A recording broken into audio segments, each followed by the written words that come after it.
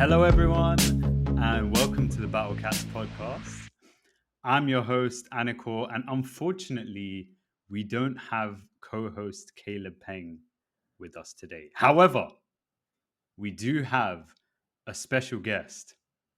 Straight from the Portland Regionals, we have second place finisher, Caleb Peng. Caleb, welcome to the podcast. Dude, I don't know what he's doing. He wanted to do the intro. And that's what he came up with. I was like waiting for the punchline. For our audio listeners, you actually didn't know it was going to happen. For Exactly. YouTube listeners, they're just watching. They're like, "What are you talking about? He's right here." Yeah, that one was for the audio listeners. Anyway, welcome everyone. Episode 133.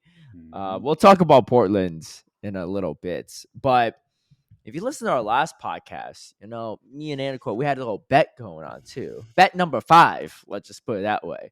And we said, like, right after this podcast, we're gonna do a set of 5 battles with our potential regional teams. I don't know if it was actually the team you're gonna run in Melbourne, but but I was running that team that week though. So okay, in your Asia Cup, Oceania Cup. Well, it was a team I was going to run. I ended up switching it a little bit too. I switched out the Whiscash and Mantine for Polyrath and Azumarill, which I think ended up working out. But anyway, I scrimmed against Anicor and he did lose. It was close. I led a Bastion into what again? It was like Gligar or something. No. It was like the hardest counter on your team. Oh, I can't remember what it was. Yeah. It was something pretty bad. Anyway, whatever. It was harder than Gligar. And I almost won that game. I misplayed it a little bit. I almost won it. Yeah. That was game 5. Yeah. That's it. It was Bastion into something and then Charge Bug into a Gligar. And I still almost won. Anyway.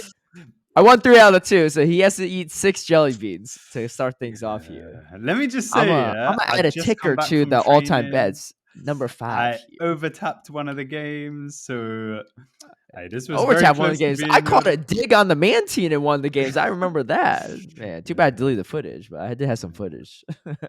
Oh, now you've got no. You won the first game because I ran Bastion to the team. Yeah. Didn't work out. You probably, I already knew right on your side. Like, man, I'm cooking this guy. I'm cooking, man. He gonna eat all 10 jelly beans, and then the next 3 games kind of went really downhill for you. Dugong was actually kind of a problem for my team, though. You had a Dugong on your team, which, honestly, in my opinion, I think is actually pretty good. Yeah, I think it's actually really good. We'll talk more about that later too, but I think it's actually really good in this meta, especially because you're just seeing Charge Bug in this meta instead of Lantern, and apparently Dugong could beat Charge Bug in some shielding scenarios.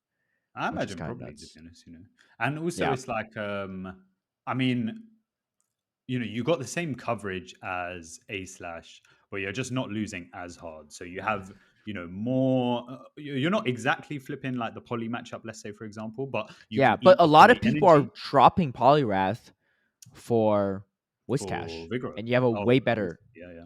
Well, I guess maybe Vigoroth, but like a lot, but a lot of teams don't have Whiscash and Polyrath. So if they don't have the Polyrath, they usually have Whiscash, and that's not really a great matchup with Whiscash. So what are you really worried about? Just the Vigoroth, which is again still neutral damage. Yeah. So something I would consider running if I didn't have Bastion on, but I already have too many counter weaknesses on my team. So Lickitungue's too good not to bring. Anyway, we'll get into the meta and stuff later. Let's see those jelly beans.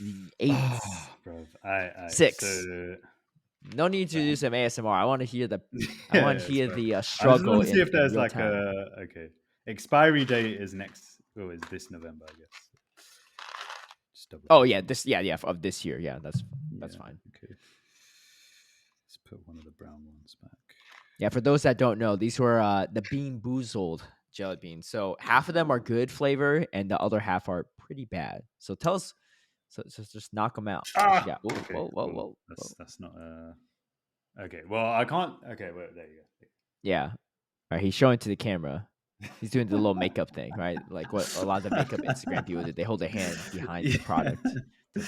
Okay. So we have 2 browns, And also, okay, let me just say, I randomly picked these. Yeah, these Yeah, are yeah, not yeah. intentional, but I believe you. I mean, it the doesn't matter if you Browns. intention. Yeah, it's on the blue one that Well, I mean, maybe. the thing is, the Yeah. Browns are not too bad. I didn't get any blues though, but the Oh, that's Browns the are liver and either onion, right? liver and onion or cappuccino. Yeah, so Oh, that's not that bad at all. not All that right.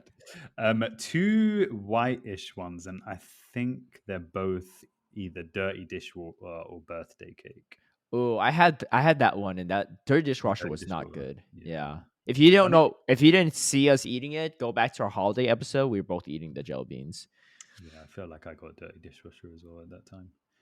Yeah. And then there's one which is either, I think this is the bath or peach.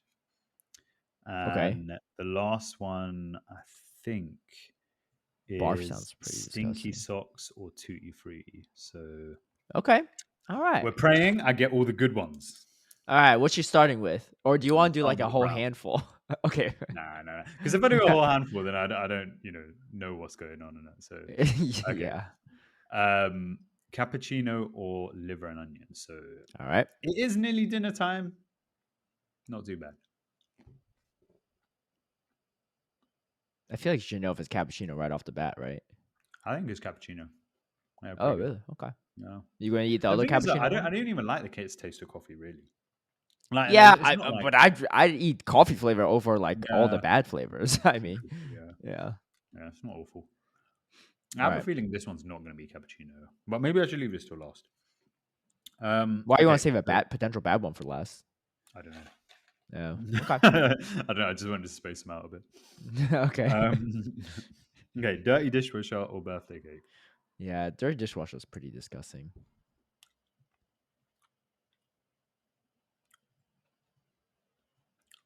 Dirty dishwasher.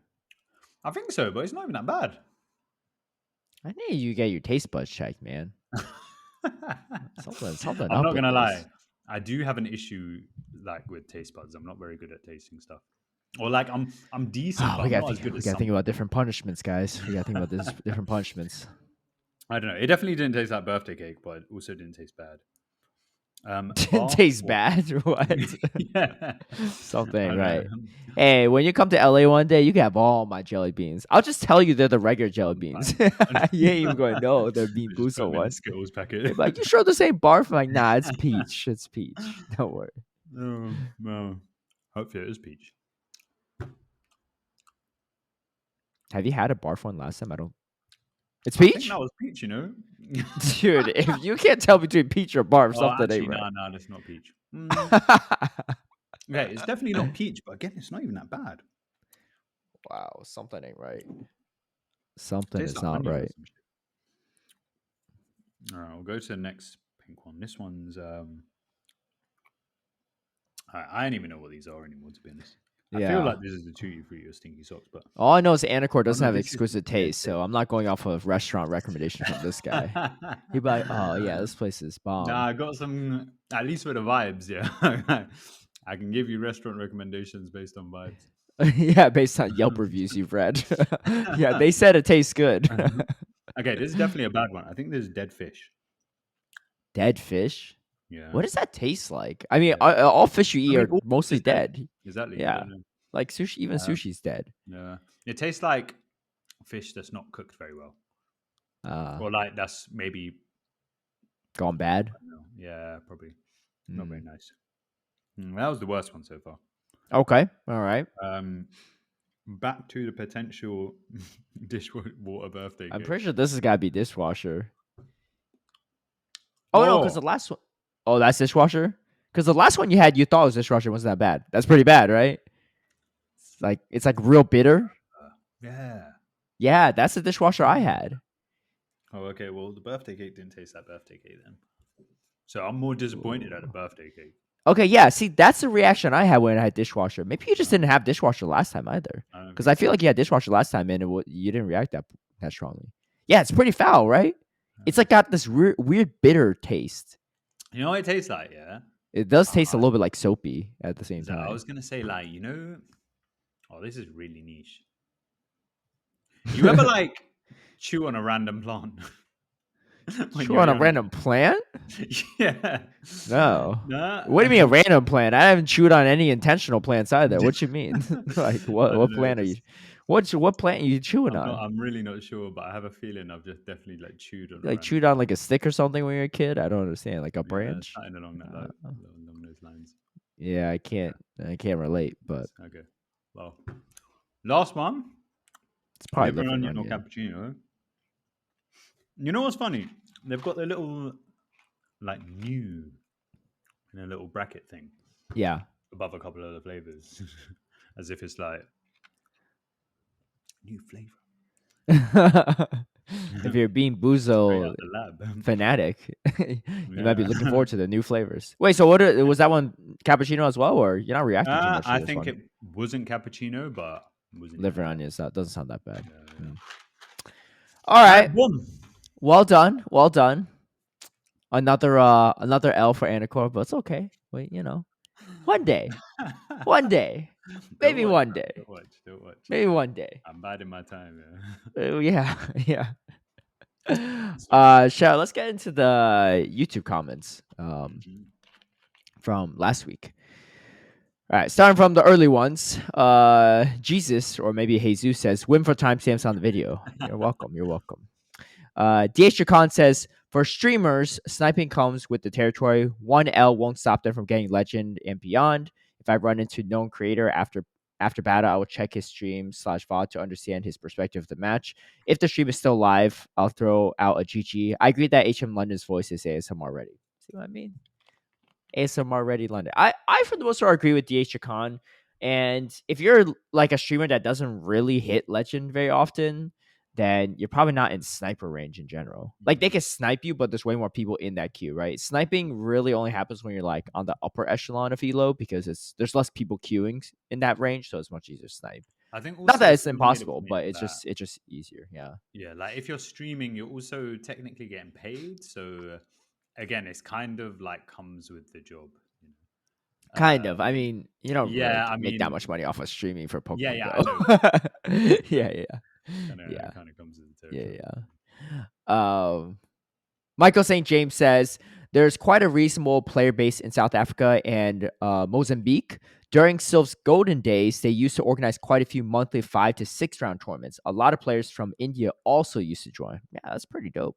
Wait, players from India Mozambique used to is join. Was that because they were online, or were players from India actually just going down to South Africa? I assume it was when they had the I online imagine online. variant. That Yeah. is Um, not a journey you want to yeah. make. Michael also continues on Discord.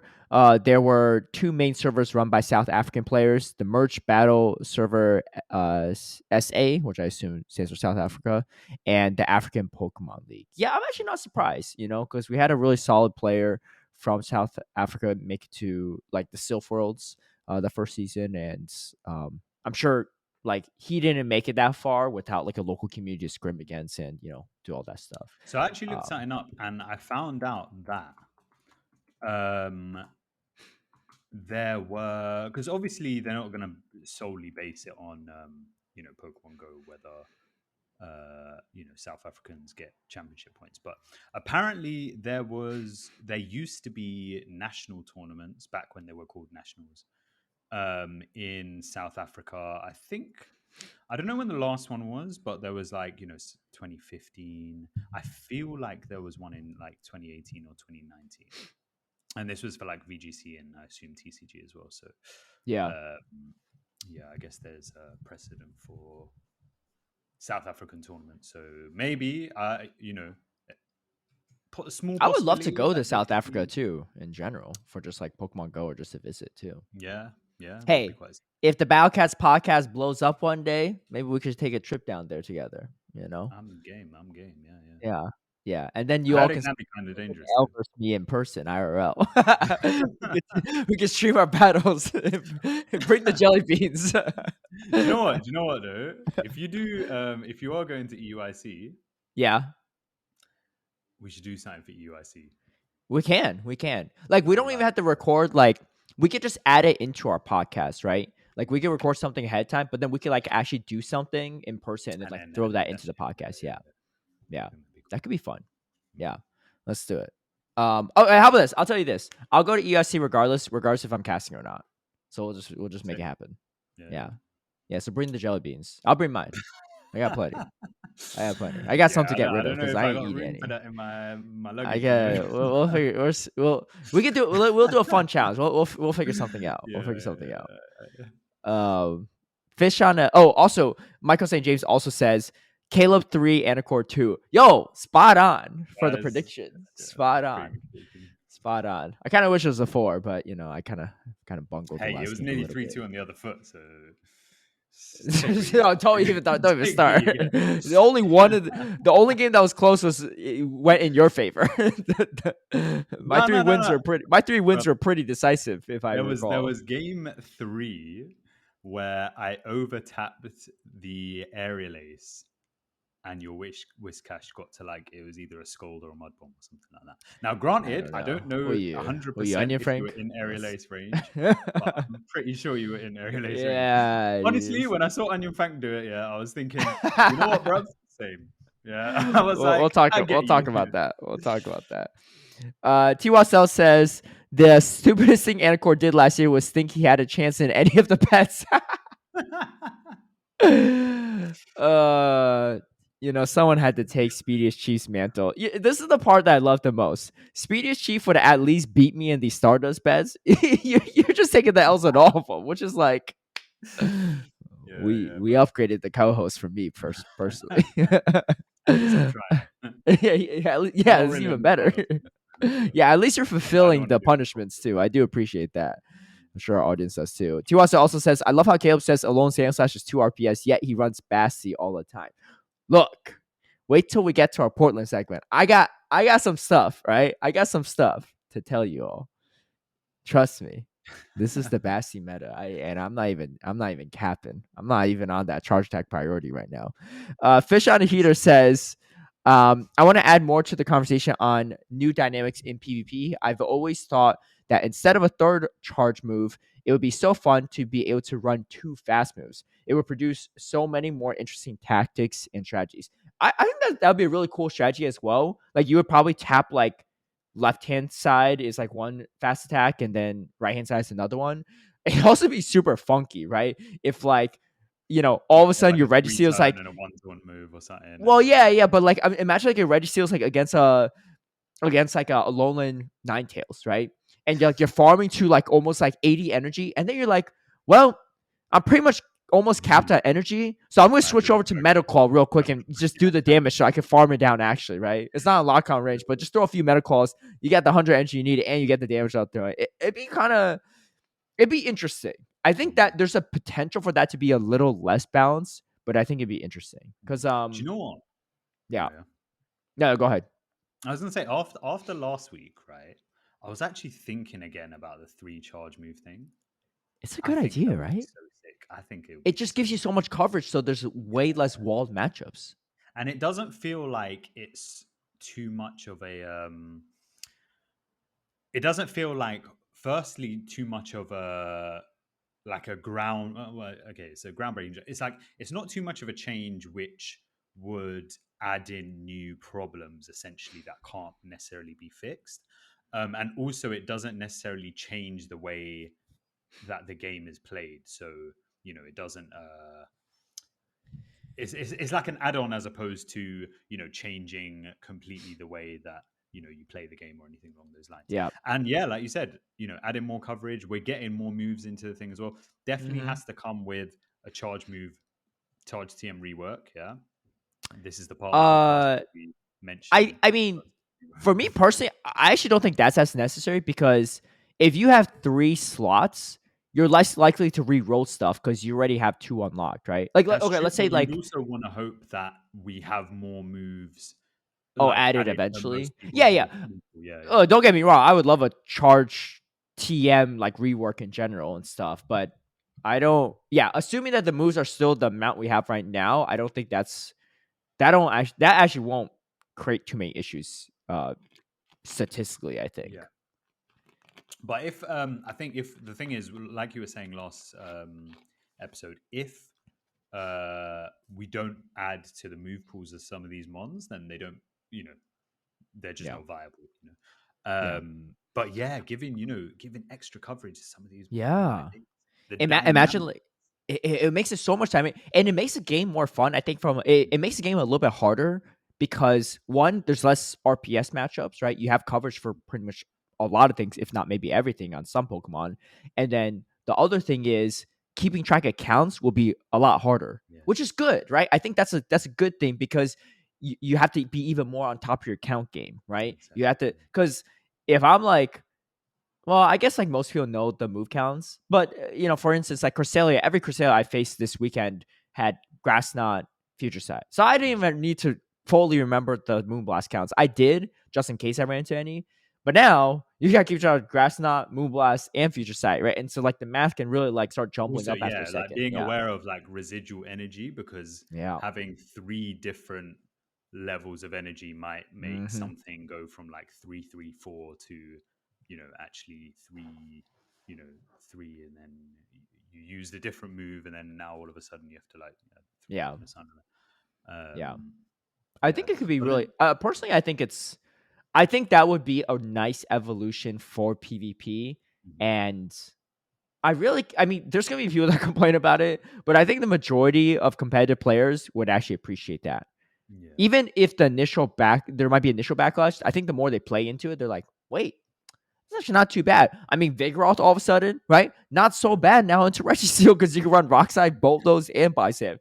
Bulldoze ain't that big great of a move, but it was still nice to it's have nice that to get coverage that. back in the Yeah, day, right? yeah, yeah, Yeah, yeah, I mean, yeah, Deoxys defense will be pretty strong, but like everything else is going to be stronger too, yeah, absolutely. So I don't know. I personally think it could be a really nice addition. I think if they do that, Niantic, I know you're listening, but if they do that, I do think they should definitely look at a lot of the top meta Pokemon that don't have great third move options and consider adding some of that coverage just to balance some stuff out. Because right out the gates, Azumarill, Registeel, Deoxys Defense, um, maybe Whiscash, right? And now that has Blizzard. I mean, Blizzard wasn't easy to get to anyway, but it does have Mhm. that But option. it's nice to have that option. Poliwrath, right? Like these Pokemon that are already meta are suddenly going to be even more meta all of a sudden. Yeah. Charge Bug, right? Now you're running Crunch too. So like even that Gligar matchup ain't so bad, So I I mean think water Gligar, you types could you could being run you could able run Night to, Slash too on top of the areas. So you could yeah, be like yeah, yeah. really fishing for some boost or really baiting if you want even lower NG attack than Airways. Yeah. I don't know. I think I think it's great. with a lot of water Pokemon as well, it's like, a lot of the time you obviously want the water move and you want the ice move for coverage against grass types, but then you don't want to get pulled Like by Steel. opposing water types. Oh, that too. So Yeah. yeah, so then having like that third option, I think makes Polytoad would be a certain good one. water types really good. Yeah, like Polytoad Hmm. would be sick, or like a lot better because you have those kind of options. Um, Yeah. yeah, man. Yeah, those superior lovers. You could run Leaf Tornado and Aerial Ace. No more debate on which is better. Just Why debuff not them both? however you want. Yeah, Yeah, Steelix would be fun too. Breaking Swipe, Psychic Fangs, and the Earthquake. You could yeah, debuff them in that's two different ways, or you could just run Crunch. Yeah. But I think some Pokemon, like let's say Guzzlord, for example, you probably want something besides Brutal Swing and Crunch, right? So I actually don't know right. the full moveset. Maybe it has a poison. Does it have Sludge Bomb? Oh, it has I don't Sludge even know. Bomb. Yeah, yeah, It yeah, it does. does. Okay, so Yeah, now you can run so Sludge Bomb. pretty good. Yeah, Yeah, yeah. Still walled by Bassy, but Actually, no. I guess Brutal Swing or Crunch is still yeah. neutral, but it's not a really great matchup. Fish on Heater continues. You have Whiscash into opponent's Skarmory. You have two Skulls to take them into red. Then, rather than having another Mud Bomb to KO, which is really awkward, you just throw a few Water Guns and farm it down. This is assuming there's two different fast attacks. Yeah, I mean that's a yeah. The the proposal that Fish on Heater proposes will definitely change the landscape of PvP. I think three charge attacks it'll change things, but the game itself is still a similar game. The Yeah. one that Fish on Heater is describing, and I don't hate the idea, by the way. I'm just saying that would really change strategies in the landscape because yeah, it could be that could be super like the That mid feels like learning a new game almost Yeah, to a in a degree, sense. which is not a bad thing. I don't think that's a bad idea at all. Again, you probably want to look at the different fast attack options and see like what each thing has, because I think there's some Pokemon that just aren't viable. Right, like Like Azumarill is not going to ever run Rock Smash. So like even if you have the second fast attack unlocked, it's not going to do much. Which I'm Right. not saying we should buff the Azumarill in this hypothetical scenario, but stuff like Registeel potentially could be pretty nasty with like if you could just farm down a fairy with Metal Claw, right? But yeah, I mean, yeah, I think that'd be cool. He lists out some other scenarios. You have a half health Cresselia in the end game against low health Dugong and a shield. You make the decision of whether to go for 2 Grasslands or get the confusion farm down. Yeah, pretty nice. 3 Snarls and a feint attack from Umbreon gets the first foul play 1 turn quicker than 4 Snarls. You can use that to throw off your opponent who might be trying to time their moves optimally or make a catch. Yeah, optimized move timing would be super funky. Oh my gosh, that would be. Then you That have to strategy might be out the rely on window. animations. Yeah, Like, yeah. actually rely on animations. Imagine if you play with attack the sounds, because the lock on sound is different from Metal Claw sound, right? Or is that just a Registeel sound? What is the cry sound? No. The animation is the fast attack sound, right? Yeah. So the beeping is the lock on sound, right? Yeah. Oh my gosh! If you're, I mean, I don't play with sounds on, but if you're a sound person, the audio cues will be be all over the place. That could be a strategy in itself. Go back and forth between the 2 attacks to confuse your opponent. It just like drive them nuts. Yeah. Oh, you want to play with some sound? I got some sounds for you. I'm not even playing anymore. I'm just DJing now. Yeah, and then the fish said, "And what a great way to finally make Lantern meta relevance." That'd be so funny. Lantern's back, baby. Galvantron could be a super interesting one too. Fury Cutter / Volt Switch. Yeah. Charizard would be dope too. Alone Sandslash? No problem. We're going Fire Spin on it. We're going Ember into this one. You think you're cooking? I'm cooking you.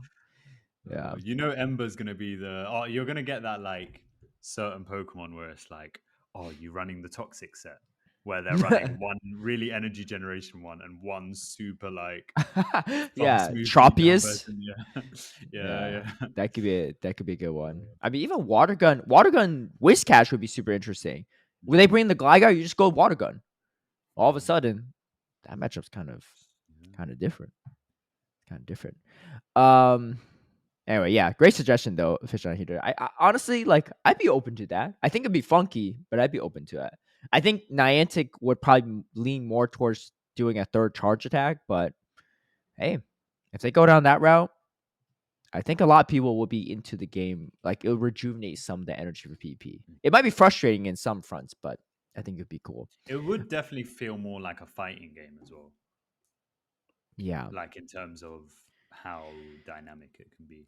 Yeah, because I think right now, like obviously, Pokemon Go PP is still fairly dynamic, especially if you compare it to VGC, right? It's pretty fast real time, but it also does feel very mechanical, and still like turn based in a way, just a faster turn based game. Yeah. And obviously, Fish on Heater's suggestion would still make it turn based, but the turn based is like you got to react fast to it because like things are switching on a dime. Versus right now, well, you're locked in this matchup for a minute. You know, you could count your opponent's fast attacks, like regardless of how fast they're tapping, like it's just still going at the same rate, right? Like that Volt Switch isn't coming out any faster if you tap harder, so you can still predict all the times and stuff.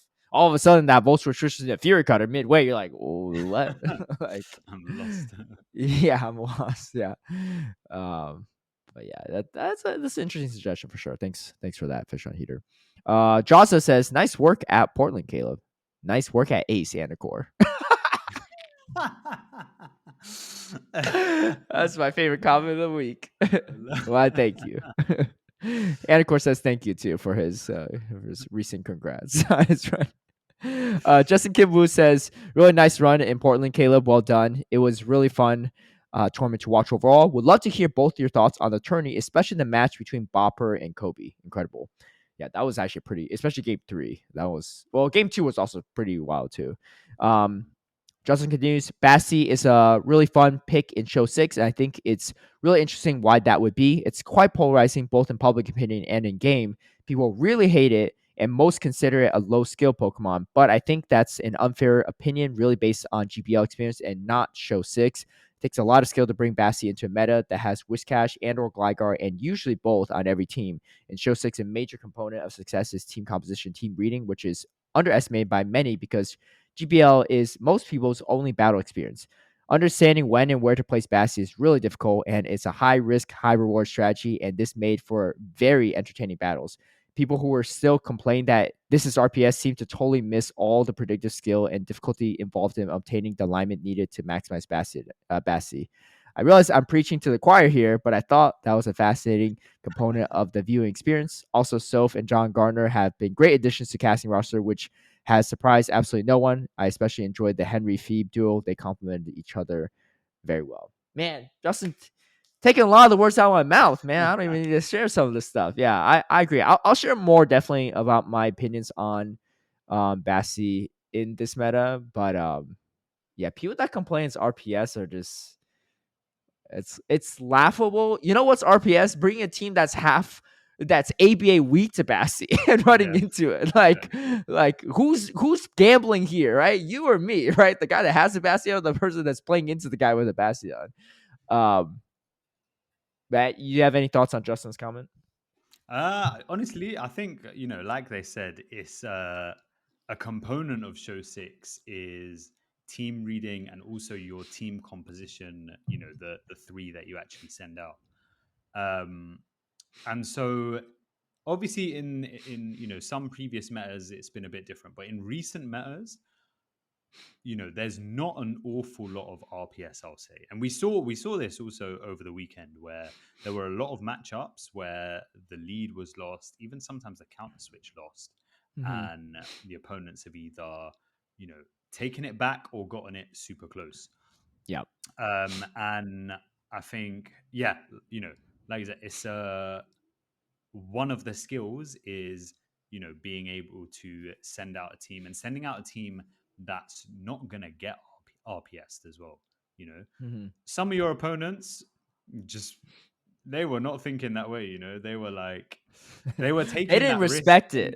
They did They not thought this respect was the old Caleb Peng where Bassie's bench pressure. Oh, I came in hot this weekend, right? This ain't no bench pressure. This is Bassie in your face every game. for real.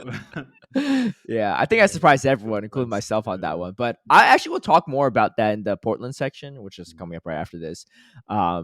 It's actually no, in my opinion, Bassie's actually not even RPS in this meta.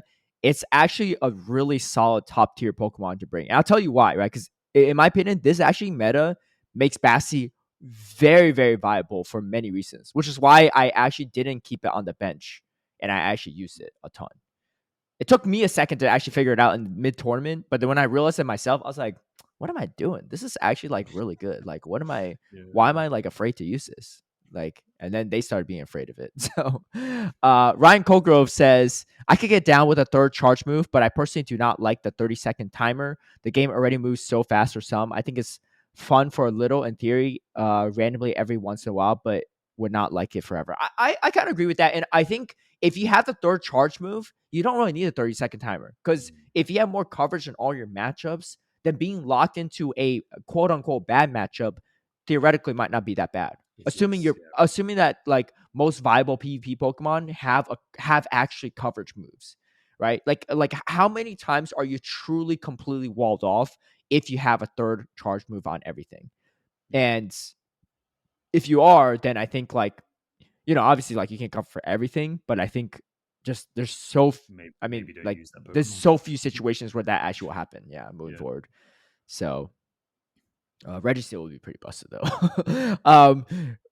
Ryan also says, also Caleb Silver medalist energy. Congrats on your run, sir. Good at this camp confirmed. Every time you do well in a regional like this, I feel less bad losing to you in a local. All that being said, Swablu always makes top cut. I mean, you know, They're there. So as a yeah. result, Nah, they could, yeah, I mean, hey, no, hey, I'm flying pizza. He did do pretty solid. He didn't make top 8 though, but he did do pretty solid. He made top cuts. He made day 2 for the first yeah. time, but it was a more expanded top cut, I will say. However, he played fantastic, and I personally did not want to play him. So, yeah, congrats to him too for that. And I think he's coming close on that world's qualification too. Um, but yeah, that's the YouTube comments. Thanks all for submitting that. And let's dive into Portland recap. Let's I got a little trinket. I gotta put on. No big deal. No big deal. That Yeah, is yeah. wet, bruv. A little, That is- a little. Fun fact: these all look the same, so this could have been one of my other two too. You don't even Mm. know. But no, this is the This fresh is one out of literally Portland. this is literally that meme.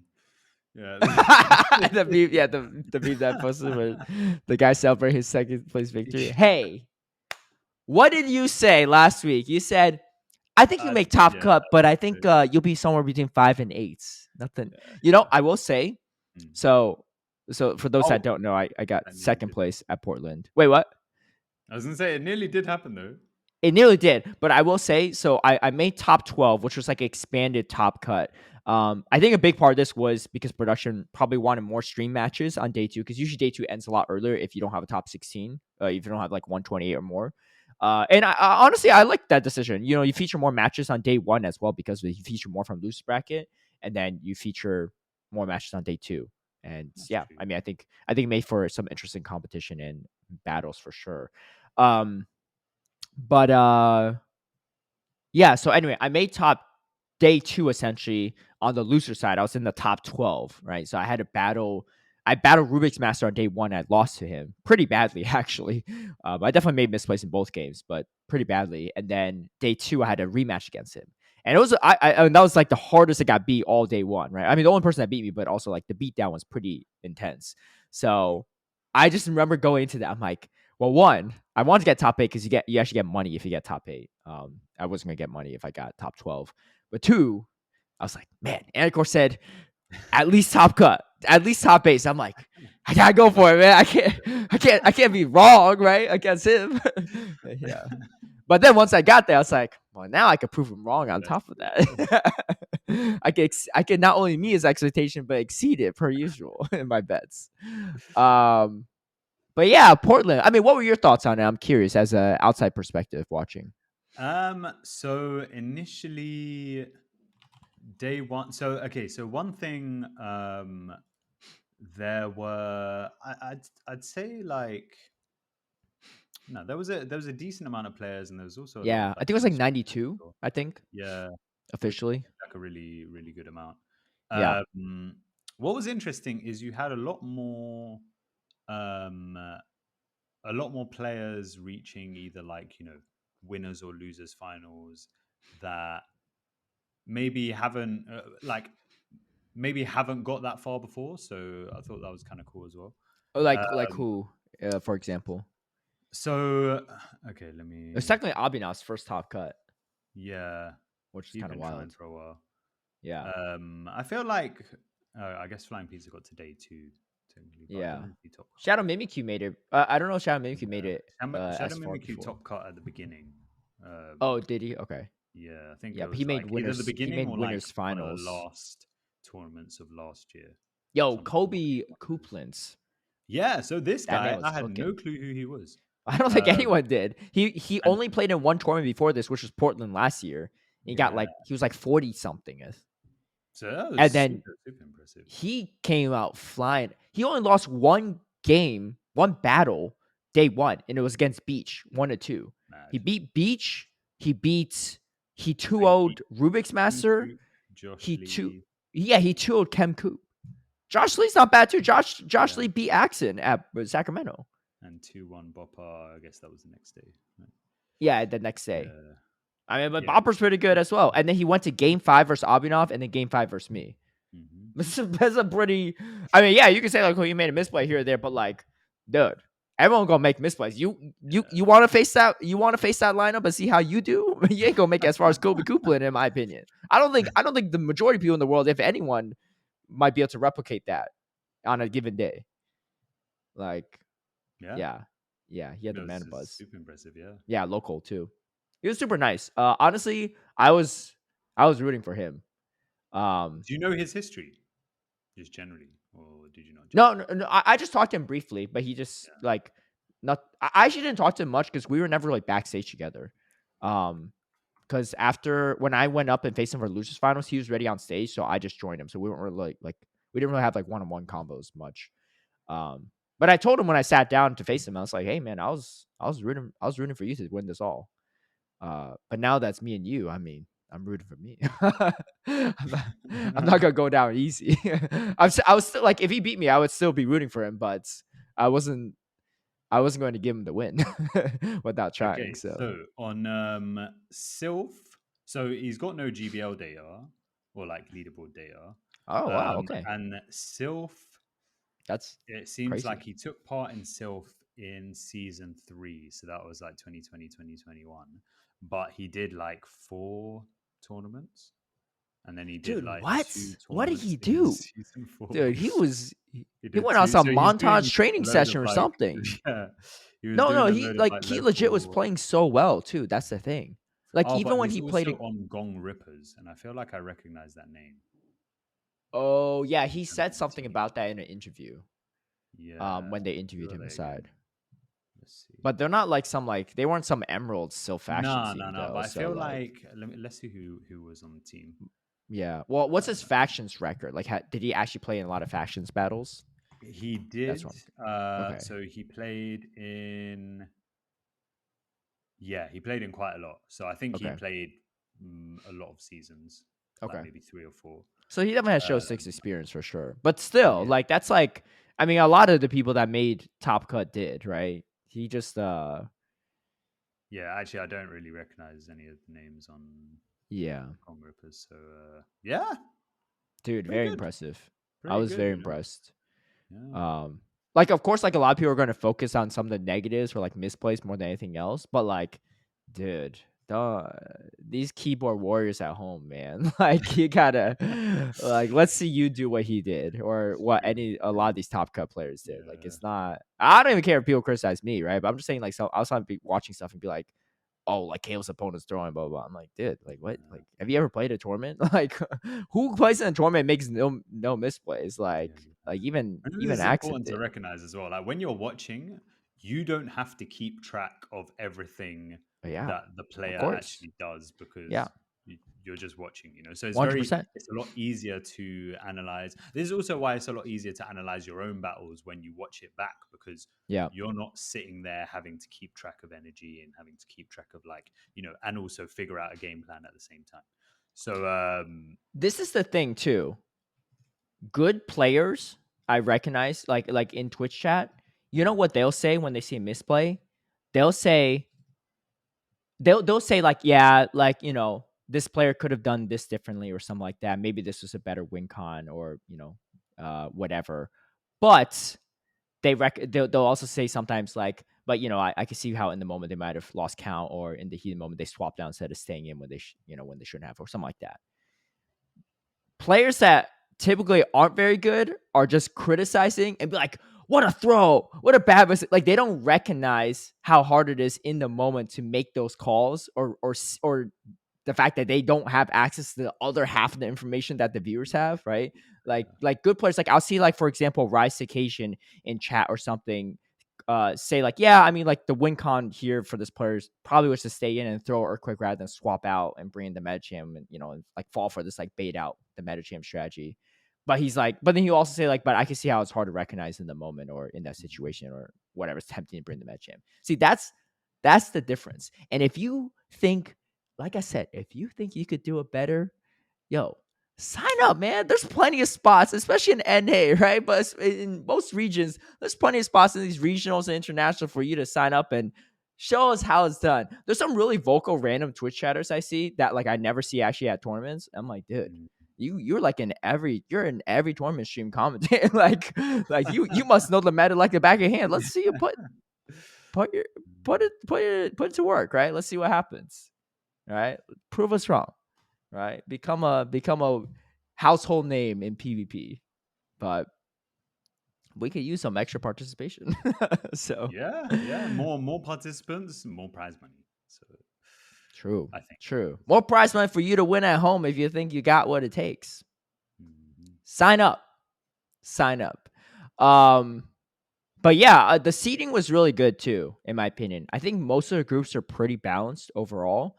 And the thing I liked about seating is that you were facing like if you're a higher seed, you're facing like the harder, like the higher skill opponents based on seeding at least later on the bracket. So you weren't going to face like, you know, like Axon and Rubik's Master, if they're in the same bracket, there would be no world where they play each other round one, which is nice. They might play each other in semifinals, probably not even quarterfinals, but semifinals, yeah, or maybe winners finals, right, of that bracket, which was really nice for sure.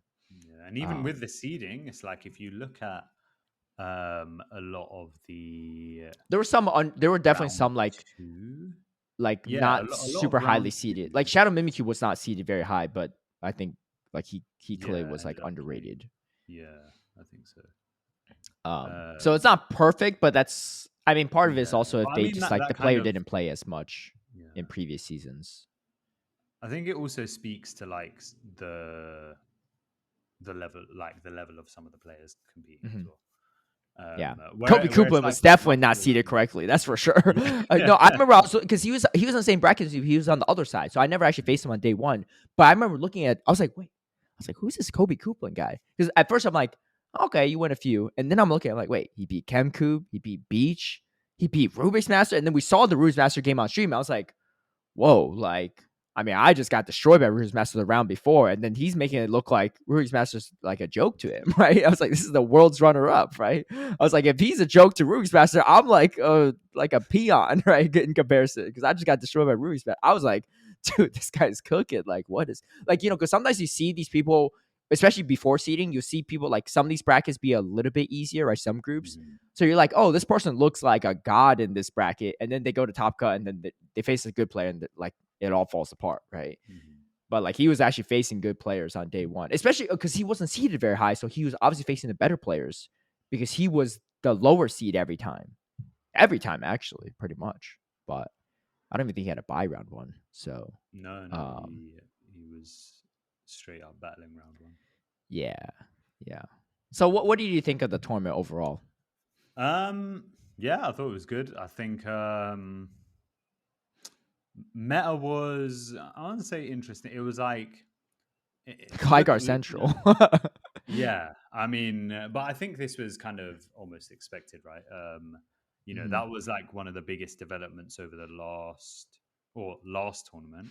And then it's like, how do you build on that? But honestly, I was pretty impressed on.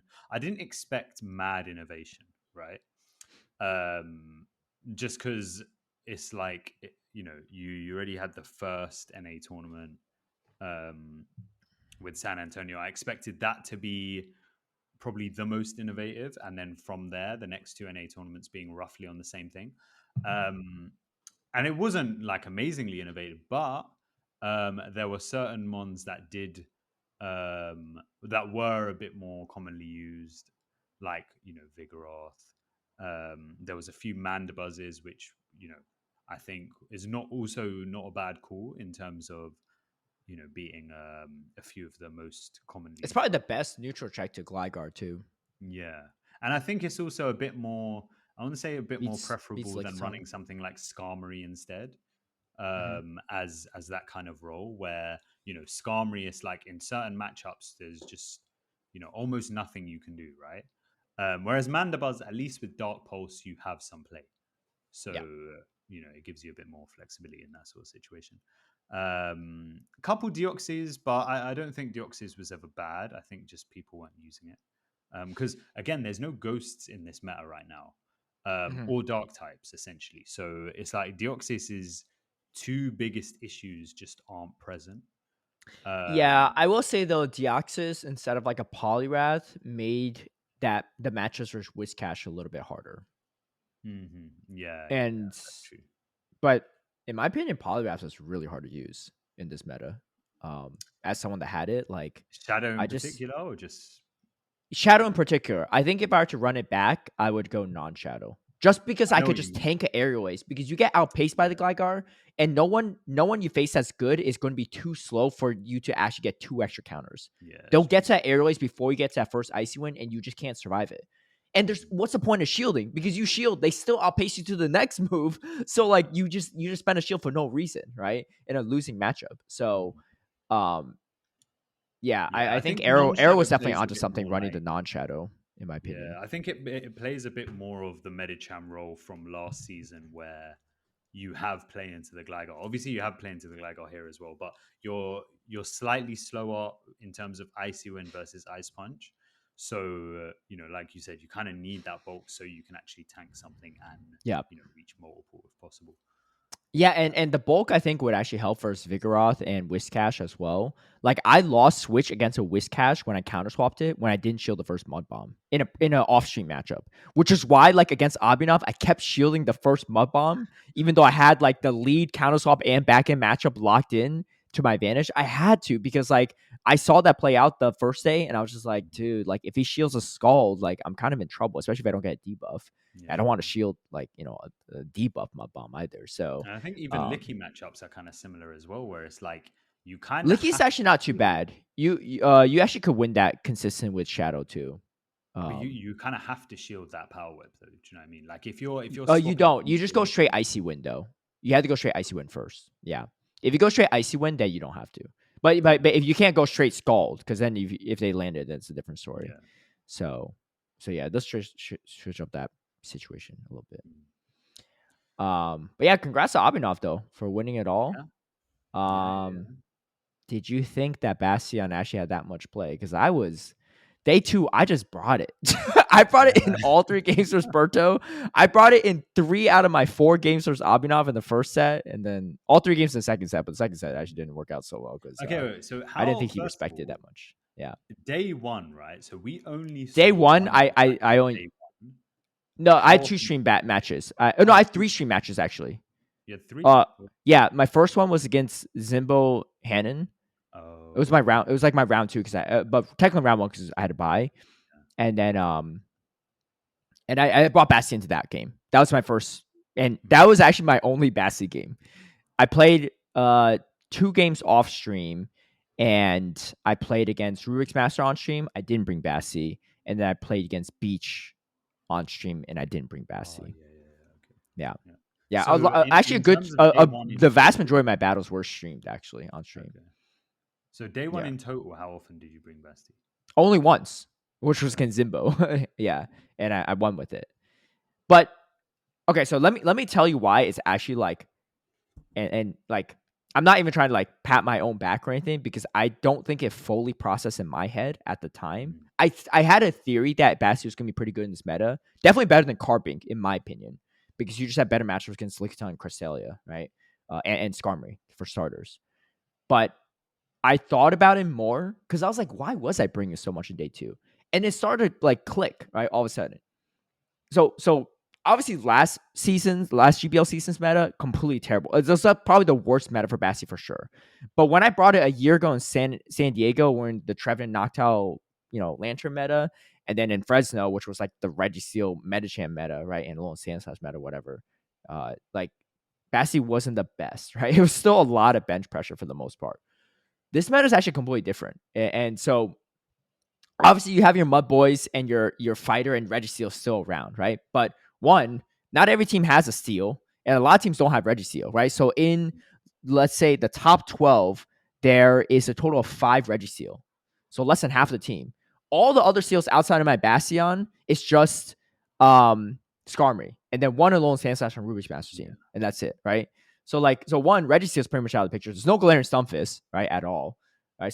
So primarily the steal head-to-head is not really like a serious threat or a common threat in general. Of course, you always have Mud Boys, so that, you have the Whiscash matchup you're going to lose to, or the Poliwrath matchup, the fighter. But no one brought, except for Kobe, no one brought Poliwrath and Whiscash in the top 12. So there's that. So if they don't have the Poliwrath, they probably have a pseudo fighter like the Ox Defense or Vigoroth. Bastion has decent play into those two, actually. It's not walled by them, right? It does much better than them against Medicham for sure. And at least you can eat the energy as well, so they're kind of like pretty much reliant. Okay. Okay, now let's think about this. Primary water, bulk water, right? Instead of Lantern, it's mostly Azumarill now. You hard win that. Primary electric, right? It's mostly Charge Bug instead of Lantern. You hard win that. Right? Flyers. Yes, Gligar's kind of annoying, but he has some neutral play into it. And then some people opt to run Skarmory. Hard win that, right? Any other flyer, really, besides Gligar, you win those. Yeah. Umbreon is pretty much out. There's no Umbreon anywhere. On the entire top 16, actually, there's no Umbreon. I didn't see a single Umbreon in the whole tournament. Everyone's opting for Lickitung. Everyone's opting for Lickitung for that bulky Pokemon that, it takes super effective counter damage. And Umbreon, yes, it loses Bastion, but it kept it close, right? And it wasn't the most comfortable matchup for Bastion. Lickitung just gets hard walled by Bastion. Even with Power Whip, you're just like destroying them. You come with the energy. Like, there's no shot they can actually flip that matchup, even if you swap in late. The grass, no grass. Everyone's running either Lickitung or Cresselia for the grass or both. Bastion hard wins that. Like I'm telling you right now, like, it's not RPS in my opinion when Bastion has 3 to 4 hard win matchups on every team. And then you have one hard losing matchup with Whiscash or a fighter, and then you got like a soft loss to Gligar because you can still do neutral damage back, and they're shielding every stone edge you throw at them. You just get outpaced, but like, you're not stuck in that situation. Yeah. And so that's why when people say it's RPS, I'm like, no, like, you don't understand. Like, when I was looking at it on paper, I'm like, wait, Bastion could beat like more than half their team, right? Like, especially when it's like when it beats 3, hard beats 3, or hard beats 4, and it's soft matchup into the 5th or 6th Pokemon. Dude, it's so safe. Usually, It's so safe. I literally strategized. I was like looking at their team. I was like, if I lead Basti, I'm only swapping out versus this and maybe this second thing, and that's it. Otherwise, I win the lead completely. And then here's the thing. If anyone ever ran an ABA weak to Basti team in the lead and I led Basti, I never lost a single one of those games this whole weekend. It's literally impossible, right? They had a Skarmory in the lead with a Charge Bug in the back, or vice versa, or like a Mandibus or Cresselia in the back. I literally did. Though, right? No. It was that was that they had 2 counters in the back. The Abhinav one? The Abhinav one, yeah. No, he had Charge Bug with Gligar and Whiscash in the back. It was ABB. Yeah. Yeah, that was still pretty crazy though. When he won that, I literally was like, whoa. I was like, I lost that. But looking back on it, I don't know how I could have played it because it was the Whiscash safe swap I had to shield him up on with Poliwrath was the problem. Yeah. If I had a non-child Poliwrath, I probably would have won that consistently. But yeah, I mean, like, like, I'm not even trying. Like, look, you don't have to use Bastion if you don't want to, but like, I'm telling you right now, like, it's actually a top tier Pokemon this meta. Like, there's like, I looked at it logically and it actually like made a lot of sense. There was a match where I almost won against Abhinav because he had a Vigoroth on my Bastion, but I kind of misplayed it and shielded something I shouldn't have shielded. But was that the one where like 2 Stone Edges would have KO'd his Vigoroth and you had yeah. But I accidentally double shielded my Azumarill and I got no value out of the second shield. Yeah. And that was just like my own like lack of matchup knowledge because I threw straight Ice Beam and I didn't throw a Play Rough, and if I did, I was able to bubble it down, but I couldn't bubble it down because I didn't have the extra damage. Yeah, so that was kind of my own fault looking back on it. But because I remember thinking, I was like, why am I losing this? How am I losing this 2 shield matchup versus? I think it's because also the match before you went straight Ice Beam and it worked. Like, previously we would be caught in the lead, so it's fine. He safe swapped us. He was also 1 mud shot ahead, but I still would have won that if I just landed 1 Play Rough and I just didn't. I even baited his first shield with the Ice Beam, so like I should have just gone straight Play Rough afterward. Like, he wasn't going to double shield off the bat there. So, yeah, that's my selling point for Bastion. Like, for people that say it's RPS, like, you just don't understand the meta. Like, okay, I'll put it this way, right? I'll give people all like 2 options here, right? Because I think these are the only 2 possible options. Either A, I'm right, and Bastion's actually really strong in this meta, stronger than it's ever been in any Show 6 meta, at least since the inception of the official championship series. And it actually has a ton of play, and it beats like more than half of teams most of the time. Or B, it's a trash RPS Pokemon that's really hard to use in Show 6, and I am a PvP god that's made it to Grand Finals 3 times in a row with Bastion on my team. You pick your poison there, right? Because I actually used it this time. It wasn't like I was on bench pressure. I was like bringing it, and it felt pretty good. I think that was the biggest. I don't want to say that was the biggest change, but like, it was one thing that I was thinking. Well, obviously, like you said, it was really good against most teams, but also actually bringing it. And then because even the commentators like, well, he's not actually gonna bring it, right? Yeah. Dude, my favorite series was my losers finals versus Kobe Coupland, because I literally was like back against the wall, down 0-2. I was like, I'm doing it, right? This Cresselia is a huge pain. I need something for it consistently. And I led it into the Mandibuzz ABA Cresselia in the back team composition. And like that, like got me back in the game. Because I did that. And then the next game he brought triple Bastion counter because he was so scared of it. And then like obviously I wasn't gonna bring Bastion at that point because his team was actually probably the strongest in the Bastion. He had like 4 hard counters to it. So like I was just like, this Bastion was just too hard to bring. But I just like went with my guts. I was like, I need something for. I need a saving grace here, and it worked out. Like the stars aligned so well. In the second game, he just like completely overcorrected for Bastion. Didn't happen. And then game 5, he didn't overcorrect as much. But what I knew is that his only reliable check to my Gligar was Mana Buzz, and I scared it off so much with Bastion in that game. And I was bringing like a Zoomer every game too, so it was like so scary. Like the one time he brought Mana Buzz, it just ended terribly. I just knew there was no way he's ever going to bring Mana Buzz, and so I just safe swapped the Gligar, and he had like no clear answer for it, and I was just like able to play around with the clocks there.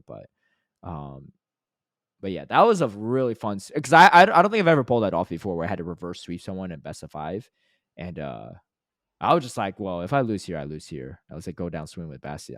But then it just like went the other way. Bruv, also, Yeah, it yeah, was good. leading your Bastard on game 1 into like 5 different people as if Dude, they and they were hadn't all watched the like, it's previous so matches. yeah, and they were all like ABA weak to it. Like it was crazy. Yeah.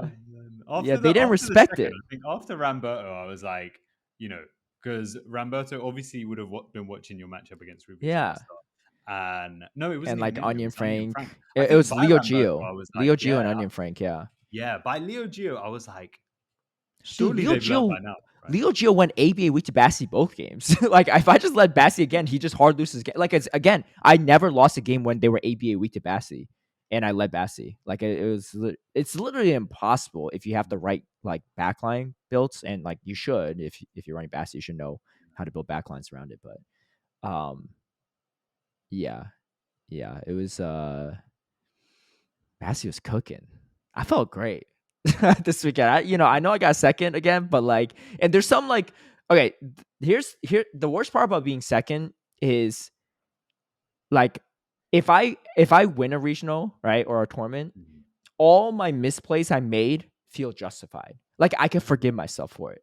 Every time I get second, and I know like this is like a very unique feeling that maybe only Potamon really knows, maybe Rook's master's degree as well, right? Is every time I get second, I always think I'm grateful for making that far, but man, all my misplays mean so much more now because if I Yeah. didn't make them or I didn't make those bad line calls, then I could have been the champion. Whereas if I was the champion, it's like, like I made some misplays, but I still came away with the championship, right? So that's the only thing that kind of eats at me a little bit, but I don't know. I'm pretty damn consistent. Same here, did world you think? record holder. Okay, I am the world record holder for number 2s. Yeah. Yeah. Panama had a chance if he just threw that last one, but he had to go win it on his third one. But He didn't have I'm the vision. yeah. Would you say I'm the second best player in the world? I beat Ruby's That's an faster. interesting way to twist it, right? But, Okay, honestly, Yeah, like very even I towards the end when I got to the grand finals, I was like, wait, there's no way I actually got because I didn't expect to make it that far, right? Especially after Yeah. dropping. Like I came from loser side this time too. Whoa, there was the Onion Frank. Oh my gosh. Talk about shout out Onion Frank, man. He's the one that got Yeah, me that here. was I gotta when give they him say props for paid this one. actor. Yeah, that is what they mean. No, I saw a tweet from Hot Pocket afterward, or Out of Mm, Pocket, I should say. And I don't know if it was about me specifically, but the timing of his tweet, like I'm pretty sure it was. His tweet was something along the lines of, man, plot armor's real. And I was like, I had to like it. I was like, it's true, man. I was like, look, I mean, I did everything I had to. I was ABA weak to Skarmory. I had to do something there. But yeah, it was yeah, it all worked out there for me in a couple ways. I mean, but that's the thing though. Like if you're playing these tournaments, you have to play to your best of your ability, and then you have to capitalize on any of your opponent's misplays. Because right. everyone's going to make misplays in most situations, somewhere along the lines, right? Like even like I think Kobe Kuplin played really well all the way throughout, but even that game 5, he could have overfarmed more against my Glibar before throwing, but he Right. probably lost track of the counts. And I think he actually might be able to make it to Zapkin against my Zumro if that was the case. Mhm. but potentially I could have been an ice. He could be an ice beam range instead of play rough range. So it's hit or miss. But like like even in that, like there's just like very little things you have to capitalize on when you can. And of course, made plenty of misplays too, right? So like obviously my opponents capitalized on it too. But that's the thing in these games, like is like you can only do your best because you're not going to have the team composition no matter how good predictive you are, Yeah. and you have to like those are the games that matter. Is if you could capitalize your opponent's misplays. And but yeah. Yeah. What were your thoughts watching it? Because you probably like when you saw me, like you're like you probably didn't think I was gonna make it to the top two again, right? Like watching Yeah, it. I mean, so I watched it really late. Yeah. I was working in the day, and I turned my phone on Do Not Disturb, and I made sure there was zero spoilers. So I didn't even Yeah. interact with my phone Uh-huh. until I got home. It was also raining loads as well, yeah. So Uh-huh. the whole day I was like, I was in the rain, but I didn't really have that many distractions because I Yeah. was like, well, I'm not going to interact with my phone. So Yeah, yeah. so I waited right to the end of the day, started watching it, and honestly, yeah, I didn't. I mean, okay, look, I obviously mean, at I that didn't point, either, to be fair. yeah, Right? I'm not like I don't blame any I wouldn't bet on me in that situation going to day two, regardless, right? After how it bad was, that yeah, Rubik's Master beat me down in that and I first day, think like like there was a couple games where because it was so close, yeah, uh-huh. I was like, at that point, actually, I'll be honest, in it, yeah, at that point, so probably around the middle of day two, right? So I felt like you weren't as on point as you would need to be for me to think like, oh yeah, he's gonna go all the way. You didn't think I was on point? I didn't think When did so. I No, look shaky? okay. So it was two games. So obviously there was the Onion Frank game. There was also another game where I think Yeah, it I was just also couldn't do like, anything to Onion Frank though. In the first game, yeah, he just had me like hard beat, but then I realized I was like, wait, the only way you had me hard beat is because you didn't respect Bastion. You went ABA weak to it, right? yeah. Yeah. There was In the also third game. like I think it was like one of the Rubik's Master games where Oh, the it just Gligar one felt a where bit, I like double shielded, even though he had double ice yeah, it just punch. felt a Yeah. bit, yeah, a bit Well, lost. but in my opinion, like, well, yeah, I did lose track of the counts, but also like, I was like, there's no way I could win this if I don't somehow Yeah, get to the fair enough. move. Yeah, Yeah. but there were a couple shaky parts where I was a bit like, oh, I don't really think he's got it to Dialed like go in. all the way in it. Yeah. But then I think like by around like the Ramberto game and further, I was like, okay, yeah, no, it's looking like his. Well, you probably thought I was real shaky first game into Abhinav when I lost that like game that I thought was impossible to lose for Yeah, me. And then I yeah, go and 3-0 him. And you're like, wait. yeah, And I brought Bastion to yeah, like almost all the other games too. yeah. That And was then a mad it one. went downhill when I tripled down on Bastion all three games. I just so what I didn't account for, and Abhinav told me after is he just stopped bringing charge bug after that first game. He realized how bad it was with my Bassi. So like, cause in my mind, I'm looking at Abhinav's team.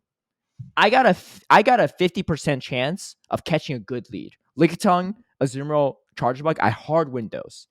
Gligar and Vigoroth, I have some play. Whiscash, I just like have the least amount of play, right? So in my mind, Bassi lead is still pretty good. So I lost the first game, and then I lose the second game, and third game, I'm like, dude, there's no way I can't catch a Lickitung, Azumarill, or a charge bug lead. But the thing is, like, in his mind, he was only possibly going to lead Azumarill or Lickitung at that point. And I think he just completely wrote off like leading Lickitung at that point too, because it's like it's not worth like the Bassi like threat really hit him in that first series, and I didn't register that in my head. Like I didn't realize how much it impacted him. I just thought like he was just going to actually switch it up and think there was no way I was actually going to bring Bassi again. But he So just you were saying you were writing notes this time, yeah? yeah, Or like I I don't know did. if you were writing notes before, right? I But did. No, no, no. This is the uh, first time. This is the yeah, first time I ever done it in a tournament format. And honestly, the first time I started was like literally last week when I was like scrimming people right. to prepare for it. Yeah. And how do you feel like that helped you? Oh, it helped a ton. So the counts were like kind of iffy because sometimes if I miscount, like I'm writing down, I'm like, wait, I was like, I didn't think they were at the move, but clearly they are because yeah. So sometimes I'll miscount, but that'll happen even if I didn't have a notepad. What I really did with a notepad was sketch out some of my matchups ahead of time too. So and that's why I think that's why I really started to bring Bastion on game day two because I was really leading up on I was really taking it seriously, and so I was just like. yo, if I lead Bassi into this team, I'm like staying in versus like 4 out of these 6 matchups. And I'm just like, why wouldn't I lead Bassi, right? It looks so strong, right? And then I'll say like, oh, if they swap in Whiscash, I'm bringing Poly, right? And if they swap in Gligar, I'm bringing Azumarill, right? Like I wasn't like going to just counter swap with anything random, right? Or if they're ABA weak to Bassi, I'm just staying in. Like there's no way like they're going to win this either way at that point. So it helped a ton. Yeah, it helped a lot. I highly recommend it if anyone considers it. I used to be a very like I'm just gonna remember everything on top of my head. And then another thing I did was I was writing down their lineups as well, so that I was like keeping a rough track of what they're bringing, so that I wrote down what they brought and what I brought. Because if I'm writing down what I brought as well, because that's how they're thinking, right? They're remembering, and then oh, he they're gonna brought make Bassi adjustments 2 out of the 3 accordingly. last games. I'm gonna, game 4, I'm gonna bring something else, to counter Bassi, right? Um, so it worked out. I mean, honestly, I have really no regrets. I think the games I played the worst in, I mean, grand finals reset. I just shouldn't have brought the Bassi on. I think I was just like out comped in most of those games. Uh, my worst games are probably against Roost Master day 1. Like I made misplays both games. Second game was actually very winnable. I just didn't trust my counts and didn't overfarm when I should have with Gligar, and that really did cost me. And then game 1, I probably was gonna lose that because that's just bad team comp into him. Like I just couldn't win. Say swap Charge Bug into his Trevenant lead. And I just ran weak to Trevenant lead, and then I didn't wait out my timer, so I just got hit with the Zap Can on Polyrath. I couldn't even swap out. I was like, why did I rush my timer? With just like it was like 6 seconds left. I rush in, and my timer's not even up. And I get hit by a Zap Cannon out of the Polyrath. I'm like, I guess one shot. I was like, at that point, that was the first game. I was just like, dude, I played terribly here. But outside of that, I think I played well. I had that Charge Bug. I had that Zumarill catch with Charge Bug in the Gligar against Beach Day 1. That was hard to do. I had catching on a 4-turn fast attack Charge Especially Bug. because it's someone like Beach as well. So it's like it's not really reliable that if you Yeah, do that and weird he's using a switch out that 2-turn he's move gonna go too. with it. Exactly, Yeah, yeah. so I literally had to pause. I had to channel my Yeah. inner European, do some pausing here. Yeah. Yeah. But I don't know. I'm happy with it. I got 160 points off of that for championship points. So theoretically, if I max out my locals, like 6 cups and 6 challenges, I'll be 50 points over for qualifications for Worlds. Okay. But What's maxing them your out and winning 6 challenges and 6 cups is not yeah, the easiest thing. So especially I have 50 points of leeway. But that's why my thought is I'm gonna do LA, but top cutting at LA is not guaranteed. And then I guess if I bring Bastion, it's guaranteed. But then EUIC, well, I we don't think know what the meta is gonna be then. yeah, dude, I'm bringing Bastion out of the way though. Hey man, you It doesn't matter what the meta is. haters can hate, but you can't knock the consistency, man. My consistency is actually like, I mean, it's even shocking. Like honestly, coming into Portland, it was my first tournament this year, right? I was just like, dude, there's just no way I ever get back to grand. Like in my mind, I was like, I don't know the next time I'll ever get back to grand finals because like in my mind, you have to play really really well. And this had freaking Rumors Master and Accent in the same tournament too. And I had to face Rumors Master twice. Like that was like we even talked about it last week. I was like, oh man, I could be another guy on the list. I wasn't the second though. If I beat him first day, I would have been the second person. Kobe Coupland's like the second person on that list. But I'm number 3 though. So but I yeah, like I how just they're like one of Rubik's Master's, I don't know, achievements was like his best and worst finish. yeah. I ended that. You did that. I ended it. Oh yeah, you did. Yeah. No. That's not mine though. No, my worst was 17th at Hartford. Yeah, but that was it. 2, 17, 2, and 2. Insane run, insane record. I can't lie. Thank you. With We'll try to top at UIC. Dude, again, like there's in my mind, there's no way I make like grand finals at UIC if I compete there. Yeah, but if I'm there, dude, I would just be like at that point, I'm like, this gotta be the Truman Show. Like there's someone like punking me right now. Like this is not real life. Like something set up, right? Yeah. I think that's definitely more of an ask, but we'll see. I'll definitely bet against you from doing that around the time. I mean, yeah, I would too. Okay, well, maybe it's not better then. I would bet against me too, but like, Yeah, it's like what's it? It's like logic versus the stars. You know, so I far don't the know. star, I don't know. the What's the stars seem stars? to What's the be stars? just the universe. You know, I the feel like something cosmos. about like how you wish upon a star was about to break out in song. So yeah, Yeah, it was a fun time though. Um, I told people bring your bass counters, and I wasn't kidding this time. source. That I was the brought it. source. I brought it. Anyway, but that's my take on it too. I actually think that jokes aside, I actually think Bastion's actually really strong in this meta. So if you want to run it yourself before the remainder of this meta is shifted, check out my Well, video on it. I'll be dropping video analysis video on my gameplay and stuff and breaking down more in depth. Yeah.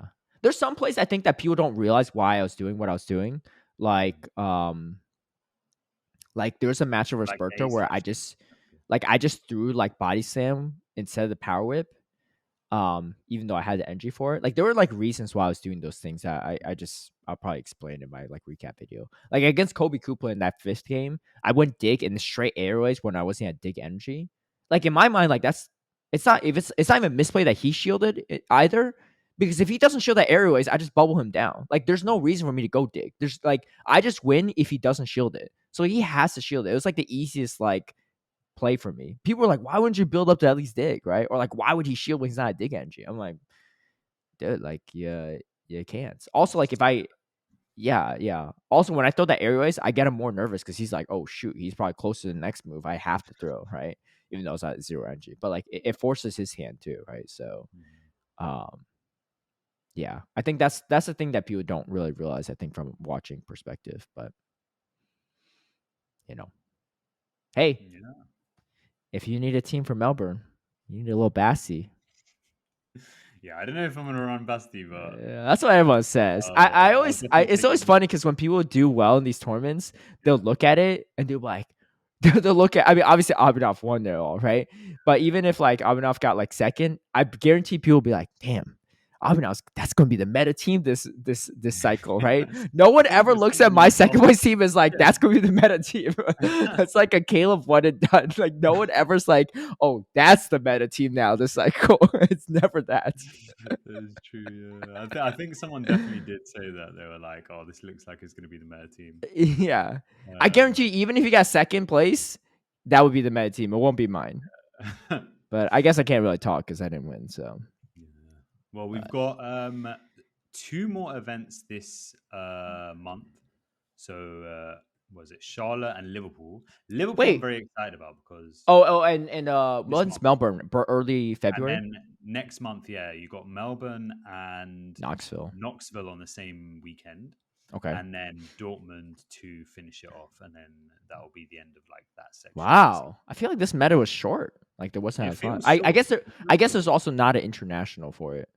Yeah, and But also it like might be you've because of got holidays too. So that might be yeah, why. because there's like two tournaments, big gap. I guess three tournaments now, and Yeah. then next month is three tournaments, but only 2 weeks because like two are on the same weekend. So I guess that's How what many makes it. tournaments were in the last meta? So I could do the Uh, NA ones if you need help. Pittsburgh, Peoria, just gonna count them. Sacramento, San Antonio. That's four. There's Curitiba and LAIC. That's Yeah, six and for then you got LATAM. Barcelona, Lille, Barcelona, and Lille. the German ones, Stuttgart. Was it? No, No, Gdansk. Stuttgart was no Yeah, Gdansk. So yeah. that's So nine. And then three, there's one three. for OCIC, right? Yeah, Or Oceania, right? uh, Brisbane. Yeah, Brisbane, right? So 10. So yeah. how many was there for this one And so in far, comparison? it's two in the first month, Yeah. three in the Three, second four, month, and then five. three in the third month. So eight. So Yeah, so a bit two less, less. I but guess it's no, not like a ton no less, but IC. Yeah, no IC and then also holidays. Yeah, that's probably counts for yeah, it. It just feels like it's faster, but I guess it's not yeah, actually the difference is actually not that big. yeah. Yeah. Also, Yeah. Well, November there was like the Thanksgiving holidays for NA and stuff too. So, and they didn't really produce anything during that time. November. Yeah, November like during the Oh Thanksgiving right. holidays there was no production on any front. Yeah, I'm just saying like for Oh for yeah, for yeah, the yeah. I see, first I see. meta Like Yeah, the winter holidays didn't really last like month. change that much. Yeah.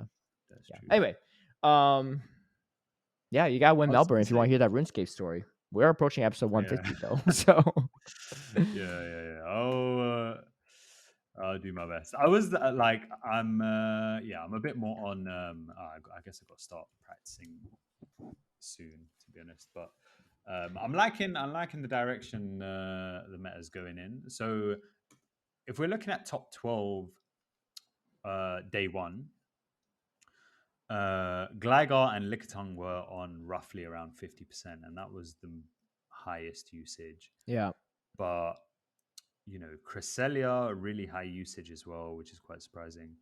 The lack Cresselia is of just so good. It's like yeah, it's like the best pseudo grass in my opinion. It's better than Lickitung. yeah. I think what's interesting about Cresselia is in previous seasons um you might have been less incentivized to bring it with Lickitung usage so high. But I think because there's no dark types, no one's running Moonblast anymore. And so now the Hmm. the Lickitung matchup feels a bit more manageable. Yeah, you could. Um, There's ways to win it with Future Sight, which is right, why yeah. like that was why Bastion was so clutch for me because Bastion was a much more reliable counter to Cresselia. Hmm. I mean, even Charge Bug, like I was shielding some Future Sight at times because I was like, Yeah, dude, this is going yeah, to do a yeah. lot of It does damage, a and lot. there's no way Yeah, debating Grass Knot here. So, yeah. interesting enough though, for the top 8, there's only one Cresselia, and that was Kobe Coupland's team. Hmm. But Yeah. the top 12 had 3 additional to that. So Cresselia, I feel like was a high usage Pokemon that didn't perform as high at the upper echelon of that tournament, Hmm. which was Well, I guess interesting. there were a lot of there were also like a decent amount of Cresselia answers in terms of the steel types, right? On Um, top eight in comparison. So you had well, do you count Lickitung like as a counter to it? no, I mean in terms of like the steel types. So Well, no, so I'm looking at the top 8. I mean, I had Bastiodon. Kobe Cooper had Registeel, but he was the only one with. Registeel, But he was the one with Skarmory. Cresselia, so that's not really relevant. I So think. the only Well, I guess it person is who didn't relevant. have yeah, the Yeah, only Berto person who had didn't have like Skarmory. a sort of Yeah, pretty steel much type. everyone except for Abhinav had in the top 8 had a steel type that walls Cresselia. Yeah. But a So lot of teams only had one real check to it, and then Lickitung. yeah. Yeah, actually, yeah, pretty much all the teams only had one real check to it, plus Lickitung, Well, I guess except for there you Onion got Frank. Onion Frank had a charge bug, but he didn't have Lickitung, so it kind of evens yeah. out. So only a couple. Yeah, Yeah. same thing with Berto too. Like he didn't have Lickitung, he just had charge bug. So I mean, honestly, Cresselia actually looks still pretty good in top 8. It Yeah. might just been like a coincidence that it just didn't make it as far. I find the lack of Umbreon interesting. Obviously, it's It's a you're not Zumaro. as good into the main. Yeah, so Azumarill and Azumarill charge Nipples, you're not bug. as good into the main. Yeah, I guess the Charge Bug is probably what Yeah, makes a it. Zumaro charge bug. Plus, you still have some type of counter slash fighter, and then Mm. occasionally And it's teams not a have meta a change as well. Registeel. So Occasionally, a team have Registeel. You're at least halfway to the meta, like pretty strong, and then add the Registeel in, you're just like 4 times weak. Like yeah, I because will say, the lack of dark Lickitung was types like is so strong for me. Like, mhm, in obviously not everyone had Vigoroth. Vigoroth teams were a little bit more annoying, but like I just remember if I like looked at certain teams, I was like, if I lead Lickitung, there's only 2 matchups I don't really want to see. Or sometimes like there's only one matchup I don't want to see. Like Abhinav's team, man, I don't know why I didn't lead more Lickitung. Like yeah, the only thing I didn't want to see into his team was it's just a Vigoroth. big rough. Yeah, The rest is fine. It's just a mirror matchup. Yeah, what the heck was mhm. I thinking, man? I gotta run that back. Starting for the notes next Yeah. time. Yeah. Like it just has so much neutral play into like it just beats Whiscash, Azumarill, and Chargeable consistently. There's just no Mhm. way they could flip that matchup. And then Gligar, I think, is pretty usually in favor of Lickitung, especially if you're shielding the dig and you have the mirror matchup. Like I just knew especially because I had Bastion a lot of times. Like or I had actually I wouldn't say Bastion because I usually didn't have Bastion in the back with Lickitung in the lead. But I just knew that like this meta, in my opinion, is way more alignment heavy than the last one. So if you could just maintain your switch advantage with Lickitung in the lead, you just usually win the game. You know, Yeah, so that was usually my strategy a couple of times actually. But um yeah, I will say at least for my team, Lantern was actually kind of annoying. I faced one off stream and I almost lost that guy. I had to make it like a crazy catch to like salvage the second game, and then barely won the third. But I do think Lantern is harder to use against for most teams outside of mine. Yeah, big lack of lantern, just Yeah, generally. I there was think the only Whiscash. there's only one in the top Uh, 8.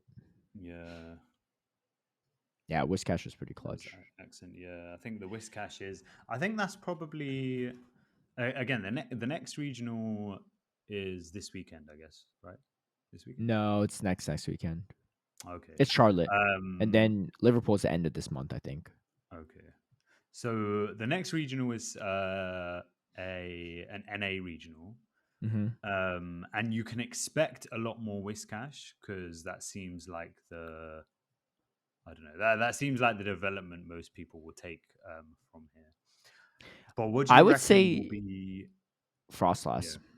you reckon Frostlass? Look at Abinov's team. You got Whiscash, Lickitung, Gligar, Azumarill, Vigoroth, Chargebug. You Frostlass is don't playing to really all have a all 6. bad, yeah, exactly. You don't have any really bad matchups. Azuma's kind of annoying, but you have play into it. Yeah, You have play into Whiscash for sure. Vigoroth's kind of more annoying with Rock Slide, but that's still generally more favorable towards Frostlass.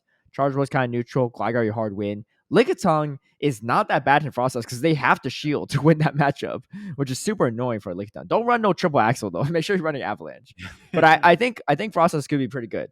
No one that is realistic going to bring Bastiodon.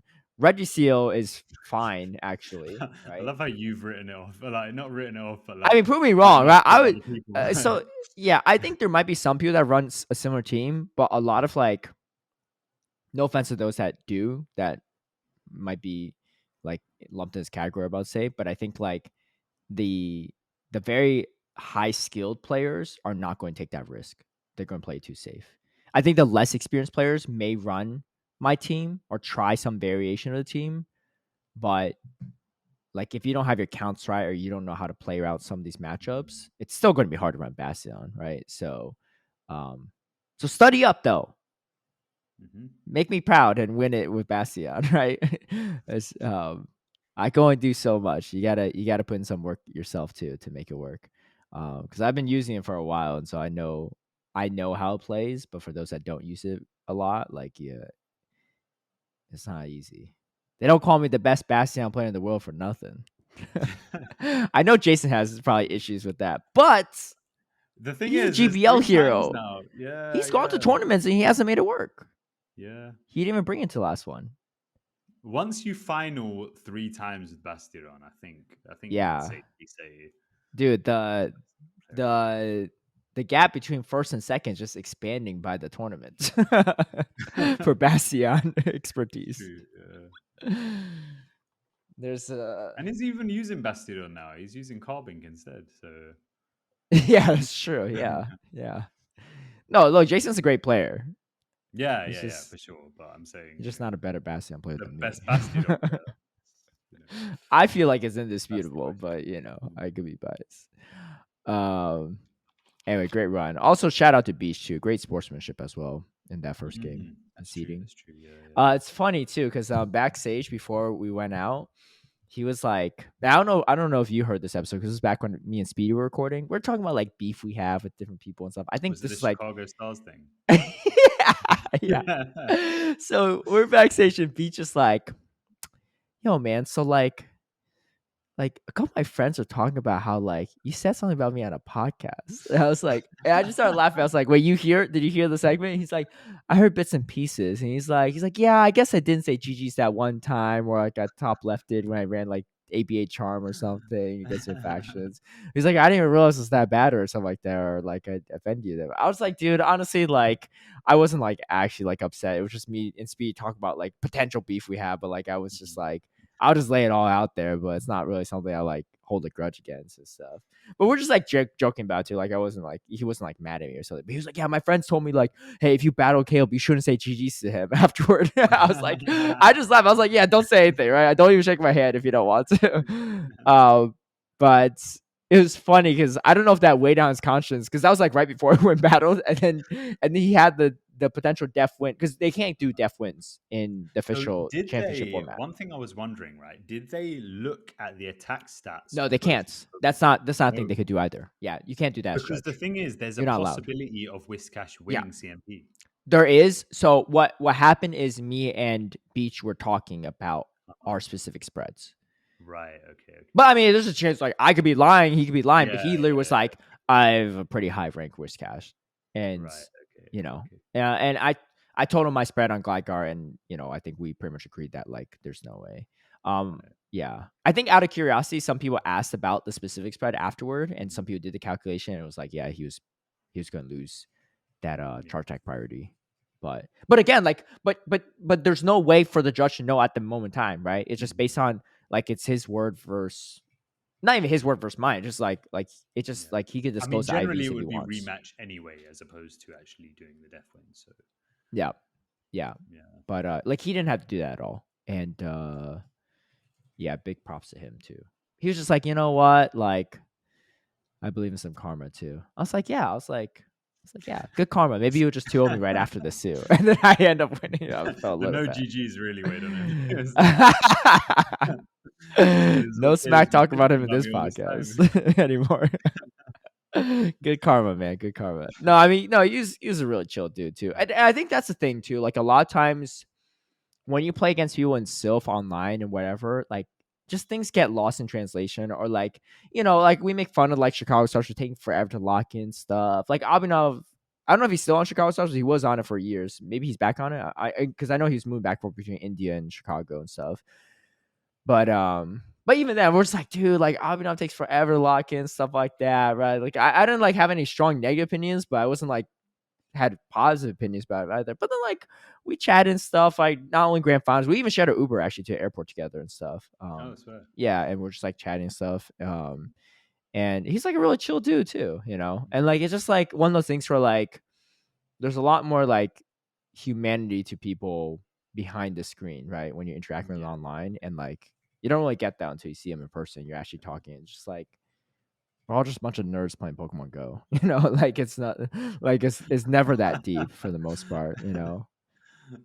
Like Onion Frank also like big troll online and stuff, but like when you're playing in person, like he was so chill. Like yeah, like he was like definitely really tilted after not throwing the scald, but like he wasn't mad about it. He wasn't a bad sport. He was just upset with himself, right, for not knowing Yeah. like what side it was on, not pressing it. But he was like a total good sport about it, right? And like he was like I didn't want to like harp on it too, because I was just like I'm not gonna make him feel bad in this moment when he like already feels bad about it. But he was like super chill about it, and he didn't like for him like he's going to qualify for Worlds. There's no way he won't. But he Yeah. just wanted to win for like his own like confidence booster and his like own like repertoire and stuff. He's just like, yeah, I just need this win. I was like, I get you. I was like, yeah, I'm gonna make you work for it, but I get you. Thank you for the plot armor though. But yeah, no, I mean everyone's like so super nice too and chill. So um but Some yeah. other brief thoughts I have of the tournament. You need to sack whoever's doing the catch button. Yeah, I mean, you need to get rid of the catch button, full stop. But like, the first thing, What they're really trying to do is catch you off guard. they're catching themselves off guard for sure. Yeah, every time, like the amount of no catches. Yeah, but I think whoever's doing it is just listening to the commentator and just like whenever someone says catch, they're just pressing the button and not watching what's going on, because like their reactions is a bit too. Because the thing is, you don't have to be. And I don't know if it's a button or something like that, or if it takes some seconds to like deploy or whatever Yeah. it is in it. Yeah, but like you don't have to be like as soon as the switch is made, then the animation go up. Like you can wait 1-2 seconds to see if they actually threw a move on it.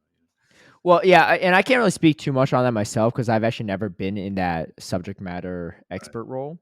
But I will say, based on what I've seen from that role, it's not like there's a lot you have to juggle. So I'm not trying to make excuses for it or whatever, like the wrong There's catches, more whatever. reason to get rid of the catch animation because if it ain't been doing well, then you know what? This is a good Yeah. good opportunity to scrap it. Okay, that's not in my purview, so I can't really say anything about it. Uh, But I get you. There was some funny funny animations for sure. Butters trying to make cap a thing, yeah. And I That know was it's technical hilarious. You didn't think it was funny? terminology, but like I thought it was it's a funny. gap. It's like, I thought it come was on, so. bro. It was like, it was. I thought that was hilarious because I it know. was like we all know it's like a little bit cringe to say it, so he's just like leaning into it even more, just like like he's like, you know what? If it's official terminology, I'm gonna have some fun with it, right? And I respect him for that. But That was so funny. yeah, And then Butters you was know a what? hoot Home too. Slice Henry, Oh, he did great, first regional. Oh, incredible, bruv, honestly, yeah. dude. The only thing that bothered me about him all weekend, he can't be doing that double button thing on the suit. He's got to unbutton the second button. You never button both on the blazer if you have I mean, two. you know what? Yeah, you know them ones, yeah, where But I will say this: everyone gets a freebie on their first events this is for the when it thing. comes to attire, right? Yeah, Everyone gets at least one freebie. Maybe I'll give you two on your second one, right? Because I get it. Look, you dude, let's not even talk about critiquing fashion. You want to critique fashion? Just look at my EYC fit from 2022. Like it was like Holmes Ice Henry looked like GQ compared to me, right? So I again, like I'm not really knocking his fashion, but just if anyone knows him, just tell him not to button that second button. I think sometimes it wasn't buttoned, but it still looked buttoned. I don't know, like maybe it's the blazer itself was like formed maybe weird, it's but that. like it looked like both were buttoned, even though when I looked, the second button was undone. But like the button was still overlapping the hole, which was weird. It was definitely coming as like you know when you leave university, and you're applying for that first job, and it's like it's not going to be a good job, yeah. It's just Look, some random job, again, you get but a you're like, pass on the first yo, interview, I got right? yeah, Yeah. yeah. You're like, I gotta impress, yeah. I Yeah, gotta yeah. be, I'm gonna speak eloquently. I'm gonna wear a suit, yeah. You get there, and then the whole team's just wearing their casual clothes, and now you're like, the geezer in the suit. But yeah, it was definitely giving that. But in terms of actual It was performance, good. I was very impressed with It Obsession. was really And the good. thing is, I like to watch his videos anyway, so I don't know if this was a bit of a bias, but um, honestly, like when I was watching his casting in my mind, I was thinking like, wow, this really feels like the future of the game. Yeah. And what I Mhm. mean by that is that like the fluency as well as like, the hype and the analysis and all that sort of stuff, it felt like, I don't watch other esports, yeah, but the only other esports I've watched is like Smash or Dota. Mhm. And it felt You like watched if Dota? I would, I didn't realize that. and now I've watched, yeah, but I don't watch it. Yeah, Which was like a I've like 5 minute watched. clip. Nah, I've watched like a few of the finals in it. Oh, okay. But like it felt like on that sort of level of fluency where I was like, you know what? If this guy was cast in one of those games, I feel like he would fit right in. That's how Mm. it felt like to Yeah, me. yeah, yeah. And I'm not saying you're, or like, some of the other casters are not on there, but it just felt more like, oh, we now have loads of these casters where it just feels right and it feels like Uh-huh. this is really We're complementing going the the right game. direction. Yeah, yeah, Yeah. like I wanted to have the casting there, and I'll be honest, yeah. For me, sometimes I don't like to listen to the casting because it sometimes gets in the way of my experience. But Yeah. I was like, His I was good. want it there. Yeah, I was really happy with it. So I'm excited to see what obviously The his casting casting. should good casters should be adding to experience. Like they should make the Exactly. hype moments feel more hype. Exactly. And honestly, Um that's what it felt like with him. yeah. It felt like um Like that's so yeah, important in my mind. It's like you need to mirror the excitement viewers feel. Because if you don't do at a bare minimum, right? yeah, At a bare minimum, I think the even better casters elevate the feelings that people feel when they're watching. At the yeah. bare minimum, you need to match them, right? Because you need to recognize the good plays and make sure that you react properly to the good plays. And you The know what? This is the really like good casters, what they'll do is they'll match the hype, but add even more insight to it that the most viewers might not even notice. Like, right. dude, that was like I think Butters did a really good job with this. When I was watching back some of this in the losers finals, where he said, and like it was, and he was like so spot on too, right? In my opinion, Butters is still like probably my favorite caster, actually. He's In definitely well. I was gonna say top five, but like I feel like Yeah, just for I'd me say top personally three. too. Top Yeah, three. like for me personally, I personally think he's like the one I enjoyed the most. But he said something really interesting, which was he was like he made a really good analysis where in game 3 when I brought Bassiet on, he was in game 4, Kobe Coupland brought like 3 Bastion encounters, right? And then like I brought like 3 things that beat Polyrath in that game and like completely shifted. Like there's just no way he could win that game. And but it's like that's the impact that Bastion brought there was it not only impacted that game, but impacted the mentality and the momentum going to game 4. And now we're on a pivotal game 5 because of Bassie's impact in game 3, which completely changed the script and all of Kobe Coupland's plans and his own you know, mental attitude around the game, right? It's a completely different landscape. And like I thought he like worded that perfectly, right? And I think a lot of viewers wouldn't pick up on that, right? Just like casually watching. Like that was just like an insight that's not in your face, like laid out that I think the vast majority of casters would even point out or notice or make a point to point that out, right? And I think that was just like Yeah. his analysis was like I top noticed level there. Butters definitely does make a point to point out a lot of these like high level things or a lot of these background Yeah. things which most people wouldn't notice. Yeah, his color commentary is like really solid, which is like I don't think people appreciate as much because he's really good like play by play. But Well, his you want like it I there, think you need it there. Yeah. yeah, but his color commentary is actually like in my opinion like super underrated.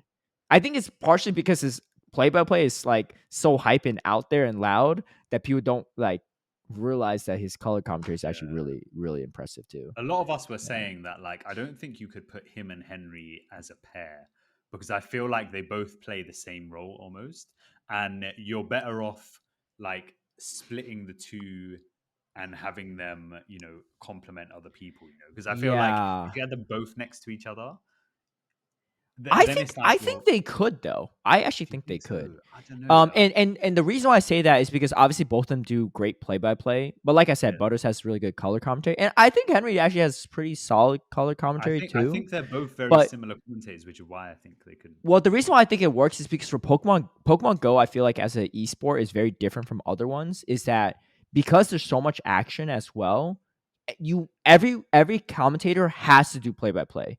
Like there's no way you can because you can't have your play by play person do all the play by the whole game because then they're just talking for like 2.5 minutes straight sometimes, and like there's no way you could do that, right? Um, so everyone has to have some play by play skills, but not everyone has to have color commentary skills. Mhm. So, but that's why I think like yes, they're both good at play by play, but they have to both do play by play anyway, which is why I think they could work well pretty. I think they could work pretty well. But I do agree. Yeah, I guess there's some like similarities, but I mean, it's not even because they're both tall white men.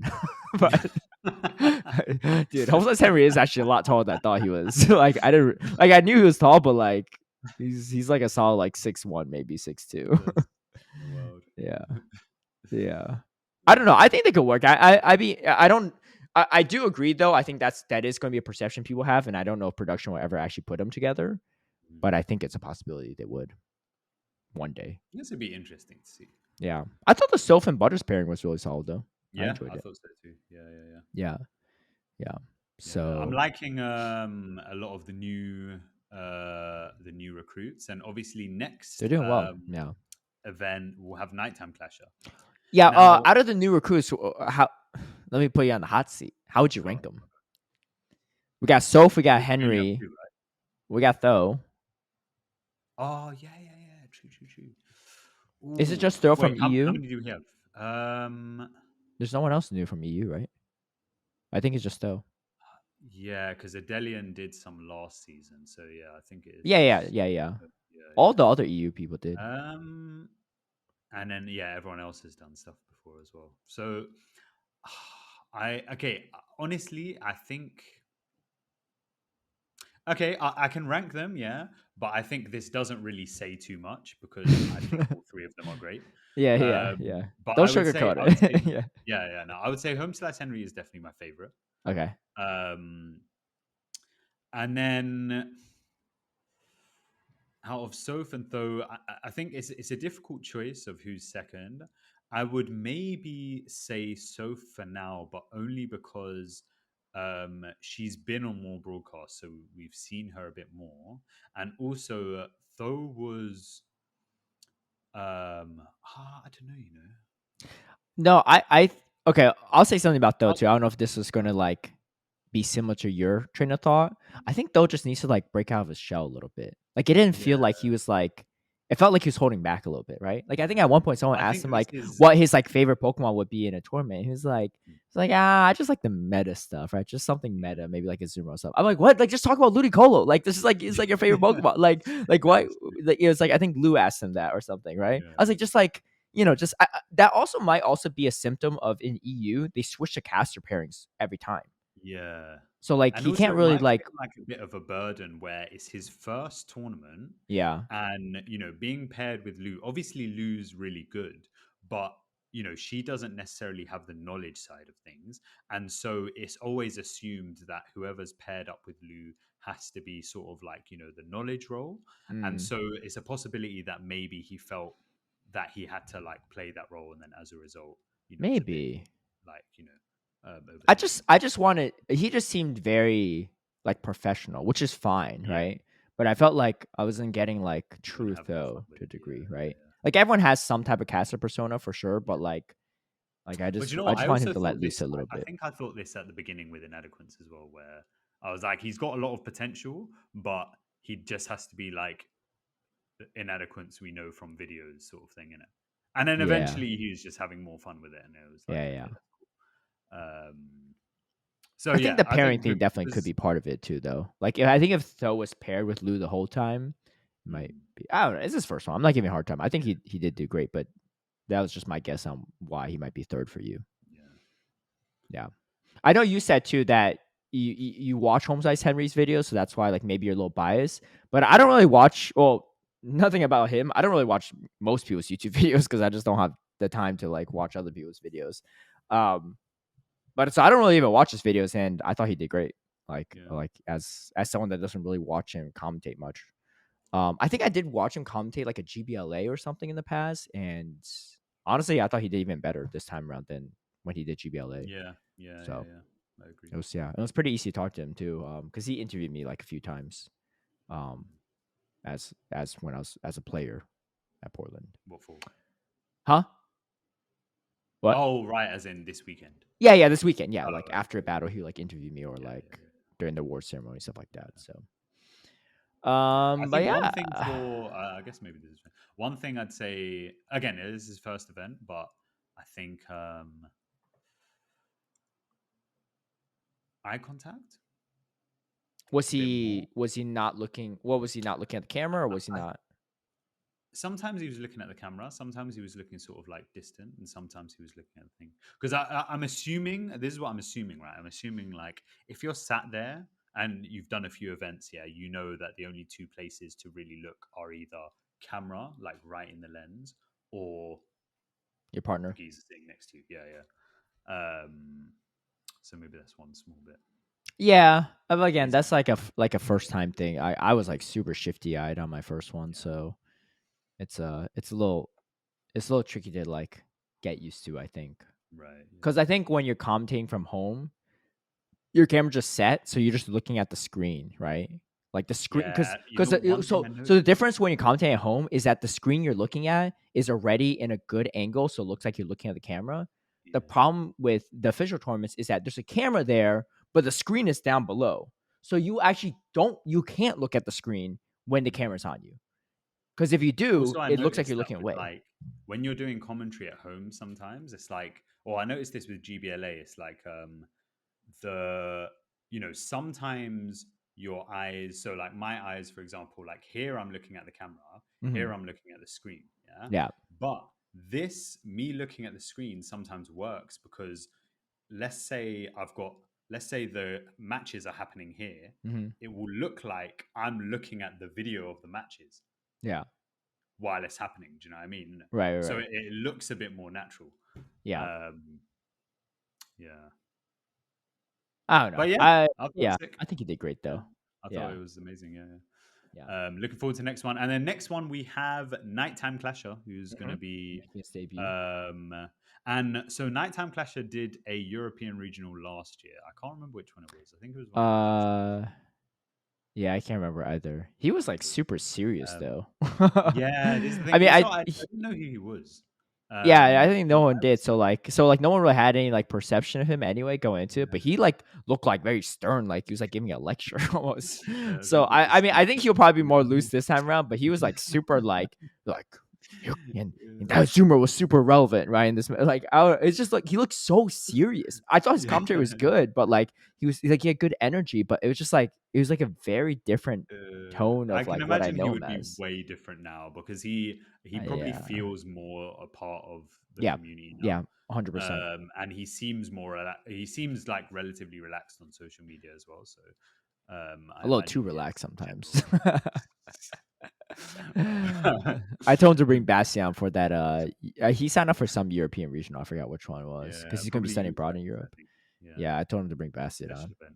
He said he's like working on it in GBL. Well, So you know what's interesting about Utrecht is, and honestly, I don't know why they do this. And personally, I think that they shouldn't do this. Whatever in LA is TPCI decision, but I think it's dumb. But basically, there's a rule where you can't use new moves in the first 24 hours of a season if mhm. you're entering an official tournament, right? So Yeah, let's say, it's well first that's of been a March, rule. new moves. That's been a rule For how long? since I think since the inception of the championship In the series. first 24 hours of a season. Yeah, I mean it wasn't relevant the first season because there wasn't a single move update, Is that the reason?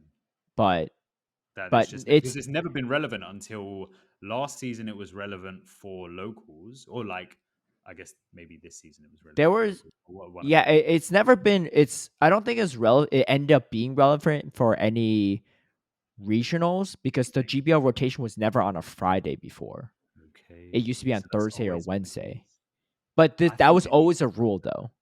yeah, Because I remember this so specifically. I think it was like the Milwaukee regional, for right. example, like in 2022, like Uh-huh. you weren't able to use Shinotic, right? No, no, no. Because it was But just like released. New Pokemon, I understand. This is new moves. So if your No, I Pokemon think gets that's new also moves, relevant. Like new moves or any adjusted moves even. Like no, if because like you can't decide on adjusted moves because they're already but I thought that introduced. was also part of the rule. I don't know.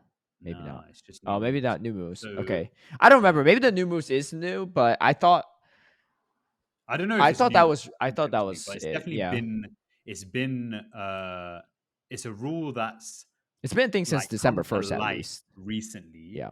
because obviously there were locals played. I think December 1st was probably when it came to light because there were locals played that weekend That where Friday. on the first day, yeah, the first day you couldn't Yeah. use any new moves on Pokemon. So Yeah. Poliwrath couldn't use Icy Wind. Uh-huh. But Scald was already on Poliwrath, so you would Yeah, still, okay. Okay, I got obviously you. I get got the you. Yeah. like damage boost and stuff like that. Yeah, You I couldn't think that have the that. difference was because well, one, we didn't have locals until this year, Yeah, but yeah, also or this season. And then the other reason is because the GBL rotation didn't used to be on Fridays. It used to be on right. Thursday or Yeah. Wednesday or Tuesday or something.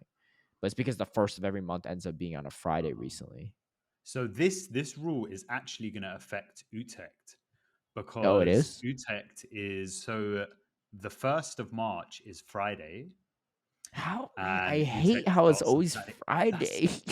yeah, yeah. I miss when GBL rotations were on a Thursday or Wednesday because it's super annoying for I mean, me I don't because when think I they decide, right? They just it's just the world. yeah no no I know but like it's just annoying for me because when I travel for regionals Oh right, yeah, yeah. I want to stream my GBL battles to my patrons on that Friday on that first day and then Well, do you know what? This is a good time for me to bring up, yeah, the alternative date theory or the alternative calendar theory, yeah, which I what mentioned this to what you is ages I don't even know ago. what you're on about right All right, now. okay, here we go.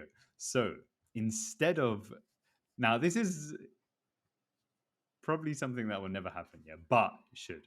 So instead of the year structure we have at the moment, yeah, where we have 12 months and all that, yeah. So instead, yeah, we have 13 equally long months. Yeah, so we have 13 months of 28 days. Yeah. Now, not only does this go along with like the moon cycle, which is how they used to do things back in the old days. Yeah. You get.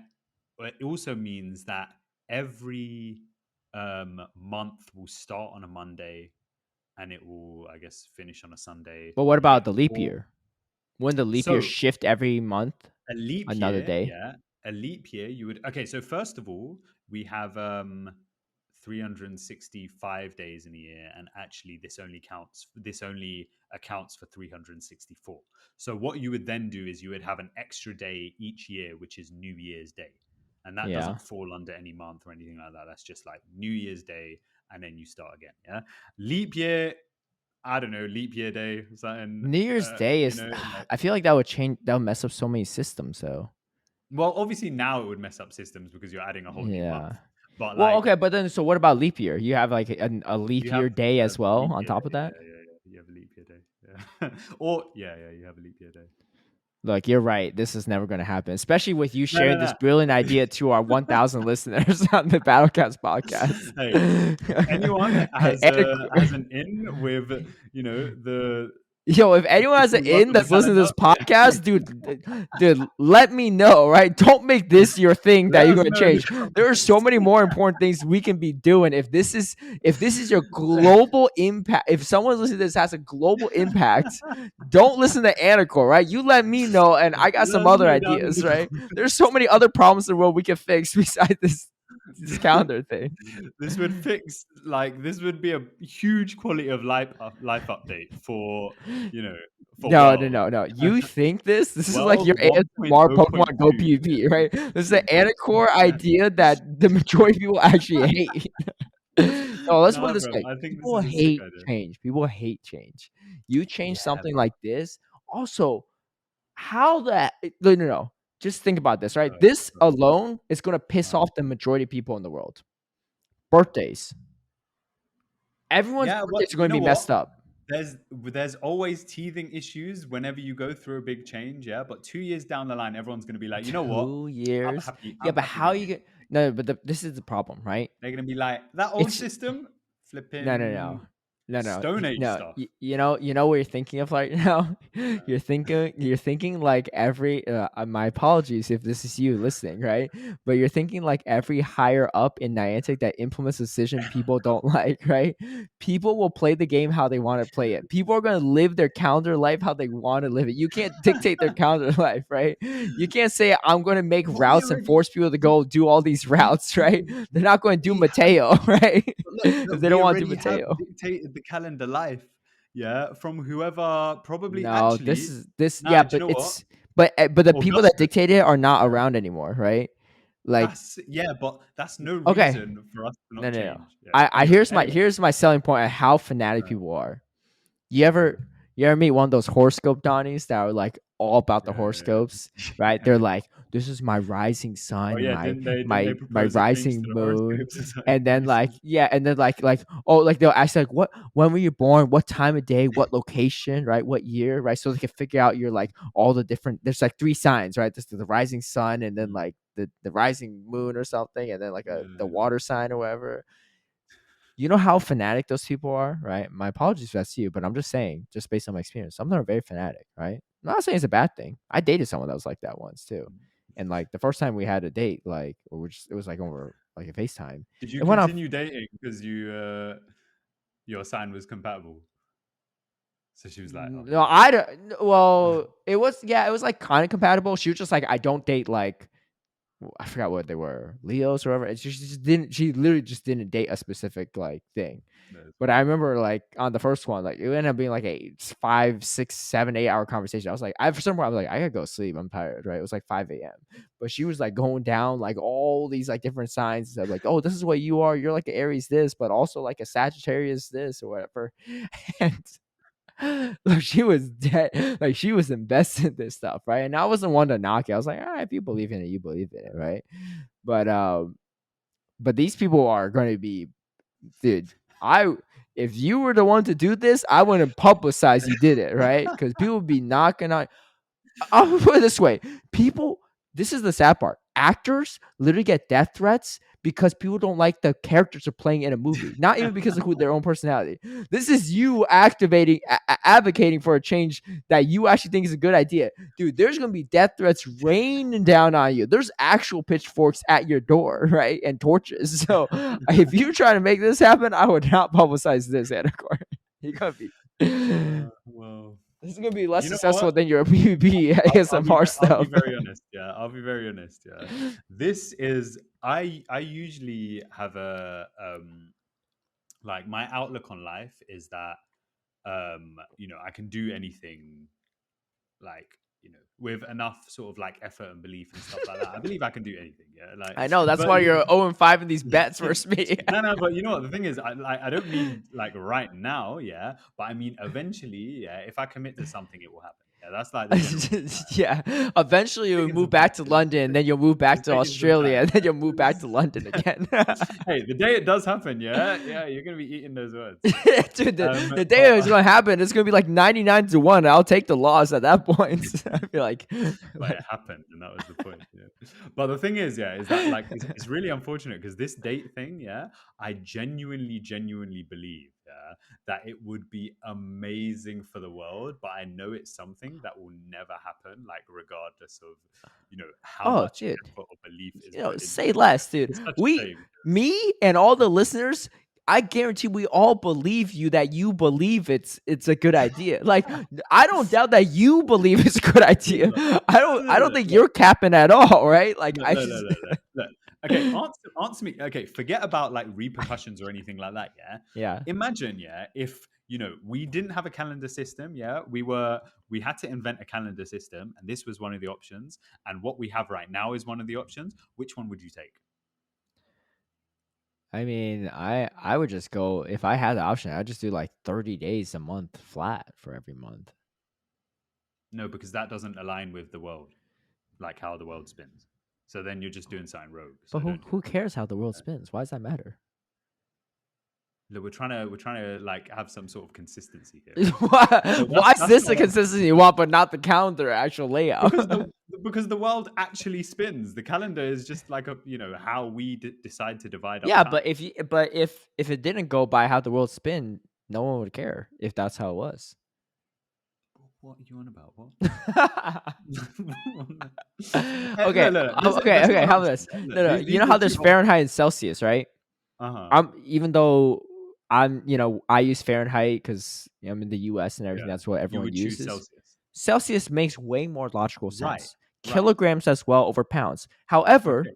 however ridiculous pounds in Fahrenheit is, once you're just using your whole life, it's actually not that big of a Okay. deal. Well, that's not what I'm talking about. I'm saying, look, objectively, what do you think This feels is the like one of better my idea? questions. It's only one or the other. Is yes, like you're pigeonholing me into like a two option situation, Yeah, right? because it's like the current system we have now, or this 28-day system where Now I every know month what it is the feels same like when I length. ask you these Yeah. questions. Where I'm like, it's like, if it's your choice, would you change the Medici this season or not? Yes or no? No other options. Okay, fair enough. Now I know what my medicine tastes like. Okay. I think I mean I get what you're saying. I There we think go. that's That's all I fine to needed. have. That's Does the that's math work out that way? I didn't do the yeah. math. Every month is so 13 months. Yeah, every month is 28 days, All and you right. only have one day left over. And so it means every month has exactly 4 weeks, and every Well, month that's not starts even off your on a idea, Monday. right? This is just like some idea It's that not other my people have. idea. No, Yeah. no, it's not my idea. Yeah, but I think it's amazing. Anyway, if we had that, and then we could align Dude, GBLs. the Um, UK and North America, like and US and some other places still have daylight savings for some reason. Like, no. Do you know what? I'm not gonna lie, yeah, bro. I was hating on daylight savings. Yeah, I was hating on daylight savings. okay, And recently, I found out that because I was scheduling a match up with Mikey Morgs, yeah, yeah, and he lives in Brisbane. uh-huh. I'm living in Melbourne, and Melbourne is here. Brisbane is here. So when I was chatting to him about times, I was like, "Well, you're obviously 1 hour ahead because you're either going to be at worst the same time as me, yeah, or you're 1 hour ahead because you're that side of the world." Like he was 1 hour behind, and I was like, "That Okay. makes zero sense. Like, why is this the case?" Turns out Brisbane don't use daylight savings. Yeah, Okay. um, and like I can't remember the exact sort of like things about it, but basically it meant that the purpose of daylight savings meant that um, when it starts to get either like darker quicker, your two options are either you adapt with how quickly it gets dark. Yeah, so let's say you run a shop. Yeah, your shop is open from 9 until 5 because that's like daylight times. Yeah, Yeah. all of a sudden it's starting to get dark at 4. Well, you could open earlier, so you could open at 8 o'clock and then run from 8 until 4. But that just means that you now have to have this inconsistency in your opening times, throughout the year. So you now have to like, open a bit earlier in certain months because, you're really trying to get that daylight. Or the alternative is you just change the clock as opposed to you change your time. So No. the Well, thing okay. is, No, it's no. I annoying. mean, the Brisbane Mikey Mork thing's different because you would have to because daylight savings that example doesn't like is not really relevant because daylight savings would have to be ended everywhere, right? That's just like a weird inconsistency within the same country, which does happen in the U.S. No, too. no. Actually, The reason the Arizona's like reason that. they don't use daylight Okay, savings is what's the because reason? they don't because due to like how like what part they are in the world, they don't have enough inconsistency with the like how quickly it gets dark or how quickly it gets light. So they don't have the need for it. Okay, here's my counterpoint for you. Uh, Where you're located in Australia, right? You have daylight savings. Where you're located in London and where I'm located in the US, the inconsistency of the light patterns or whatever, like the daylight, way bigger. they're all over the place. Yeah, yeah, So yeah. so you could I try don't to know why. justify daylight savings in all three regions, but the argument is completely different for all three regions. Like there's there's like you could literally say like, well, you don't actually need it that much in Australia compared to the US, or the US doesn't need as much as the UK. We're gonna do a 2 hour difference now, right? Like it's like that's just Yeah, like I feel like that's an explanation, like a post stall explanation. Like you're explaining you're rationalizing your answer after the fact. It's not an yeah, actual reason. But here's the other thing, but I right? mean, No, yeah. no. If you get no, here's the thing. If you get rid of okay, so here's at least in the U.S. Here's how it works. Uh-huh. Daylight savings, we lose an hour in the spring, we Yeah, gain it back in the winter. right. So Yeah, when you gain it back in the winter, right? It's not as dark as soon. So it feels yeah. good, right? Because like it's getting kind of dark. Now you gain an hour back. Oh, we get more sunlight. But Mhm. here's the thing. If you never lost that hour in the spring, it would still you won't have an hour to gain. It would just be the same brightness at that same time if you gained the hour. You literally gain back the hour Well, you subtracted. Like it actually doesn't make any logical sense. Because like it's still the same brightness at that time. The only difference is that in the springtime, it's a little bit brighter than it used to be because you didn't lose the hour. But like who cares if it's a little bit brighter earlier? like okay, so instead of the sun rising at 7 a.m., it rises at 6 a.m. Is that going to kill you? Is that going to ruin your day? If anything, the shop owners are going to like it even more. It's brighter, right? yeah, I'll be honest. I'm pretty confused now. I know So you I look mean, confused. yeah. So You look like you're I'm, like, wait, everything I knew about my yeah, whole argument about daylight savings kind of works. Is like out the yeah. window. You know what? I'll back you with it because my initial Dude, that perspective of line on daylight your savings eyebrow was like, to your head is starting to turn into a yeah. question mark on the side of your head. That's how I feel. Yeah. Yeah. Okay. Well, That's kind of wild I'll though. go Did back you to get that savings. recently? The cut. Yeah, but you know what? I kind The, of messed up. Because why? basically I Does it was not sitting in line the up? barber chair. Yeah. No, no, it does. But Dude, basically I I was sitting in saw the a barber funny clip on Twitter or Instagram or something where they were cutting it and they just straight up cut like the whole scalp. So it's just like a whole blood. chair. And the guy's like, "Ow! Like, what you doing?" Right? I don't know if it was real or not, but he was like straight up bleeding on the way to the scalp. Uh, oh, Yeah, flipping hell. Yeah, yeah. that's But flipping hell. maybe it's fake. I don't know what's real anymore on this in social media. Yeah. Yeah, I Wait, kind of messed up. Basically, I was sitting in the barber chair, and like my original intention was, I was like, because it was two lines at the end, right? And I was like, you yeah, know what? I think I should let the furthest line grow out a bit, just because, like, I don't know, like, when you yeah, get to the end of the eyebrow, it's like already a bit sparse, yeah. So I was like, you know what? Let me just yeah. let the furthest line grow out a bit. So I was sitting there, yeah, and I was explaining to the guy, but I wasn't looking in the mirror, and I was like, yeah, I was like, just get the middle line, yeah, Uh and huh. leave the back one, yeah. But he didn't know what I was saying. So Oh, so he you did thought I was both? just like, he was, no, he was like thinking, oh, he just wants a line in the middle. So he made a third line. What? So Where's then the I was third like, line? no, as in, like, this is the third one. This is not in the same spot as like that or that. Yeah. Obviously, these ones weren't cut, so they are growing. But like, now I've Wait, just wait. So got it's bare this, holes in this, my and eyebrows. this.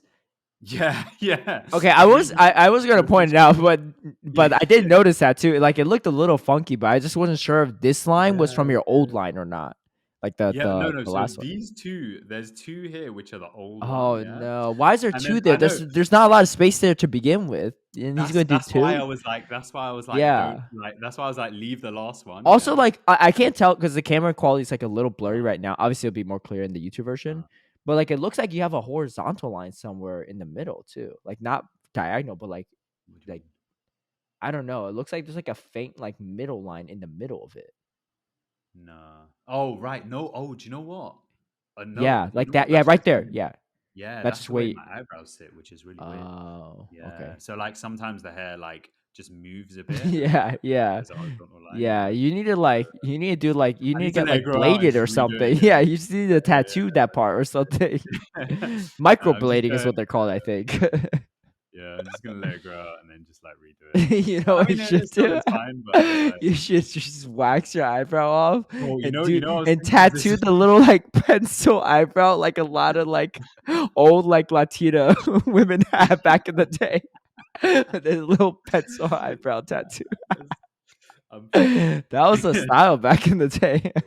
Do you know what the thing is though? Yeah, I did actually consider. I was like, what if I just shave my eyebrows? And not for any reason, but I was like, Dude, I my see first like one's already got you say so. these things and now I'm just like, man, our future bet can't be a shaved eyebrow because you really don't care. I Like wouldn't Speedy's care. chief would I'm be like, like, damn, I don't know about this one, right? He'll sit there for a while and think about it. I But like don't you're like, I don't even know what to do for you now. care. Bleach hair is coming though. I'm about to, Yeah. The thing is also, you know what the thing is, yeah, is that I genuinely think, okay, I usually, I think at this point I don't care about the bleach hair either, because I'll also be in Japan. I think it would look pretty cool. I mean, people in I Japan think won't it would judge. I look feel like either way. Yeah, So, yeah, I but think they'll think it's cool as well. yeah, Um, yeah, I don't know how we got to this. We are talking about Portland recap, I but don't know. let's Okay, get no, no. into oh, we're Originally, talking about okay, the so rotation. Utrecht. Yeah. Okay, Oh, right. shit, So yeah. okay, so Utrecht. Dude, I hope So someone has Utrecht time to special kill event. on this episode because this is a long one. I hope they're sitting on traffic. I hope so. Okay, so Utrecht special event, right? So it's the first event of the next season. Yeah. Also, most likely going to be a very large event because the Netherlands is pretty easily accessible, and also it's a special event, so it's free. Um, and also last year, even without all the the people who didn't turn up, it was still a very large event. So Hmm.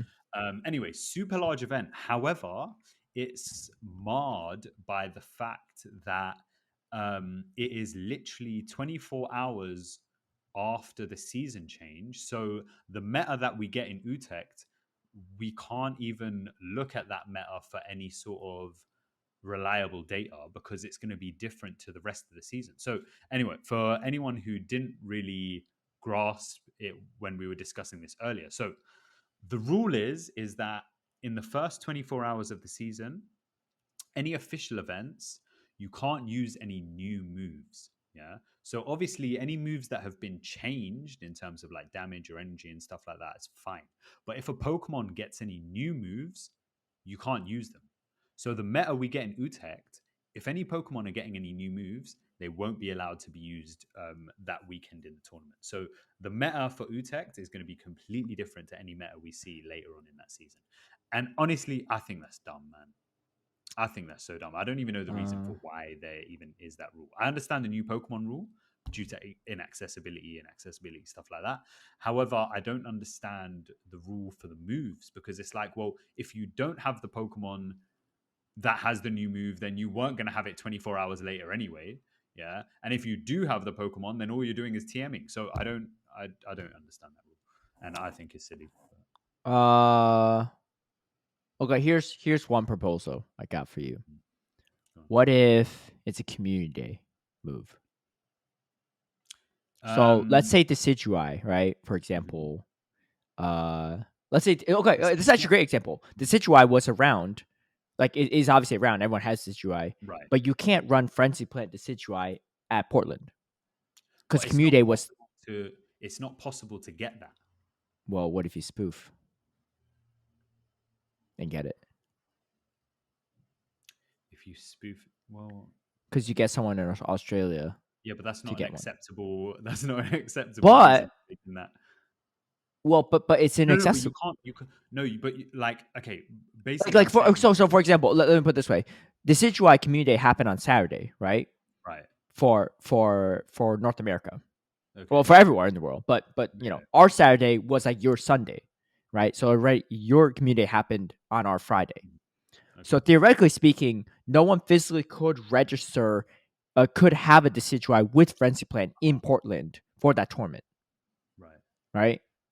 However, But if they then in spoofed terms of to Australia or had someone in Australia maybe evolve their Decidueye, whatever, during their community no, day, they would be able to because run it. you as RK9, yeah, when you're doing team submission, frenzy plants shouldn't be an option.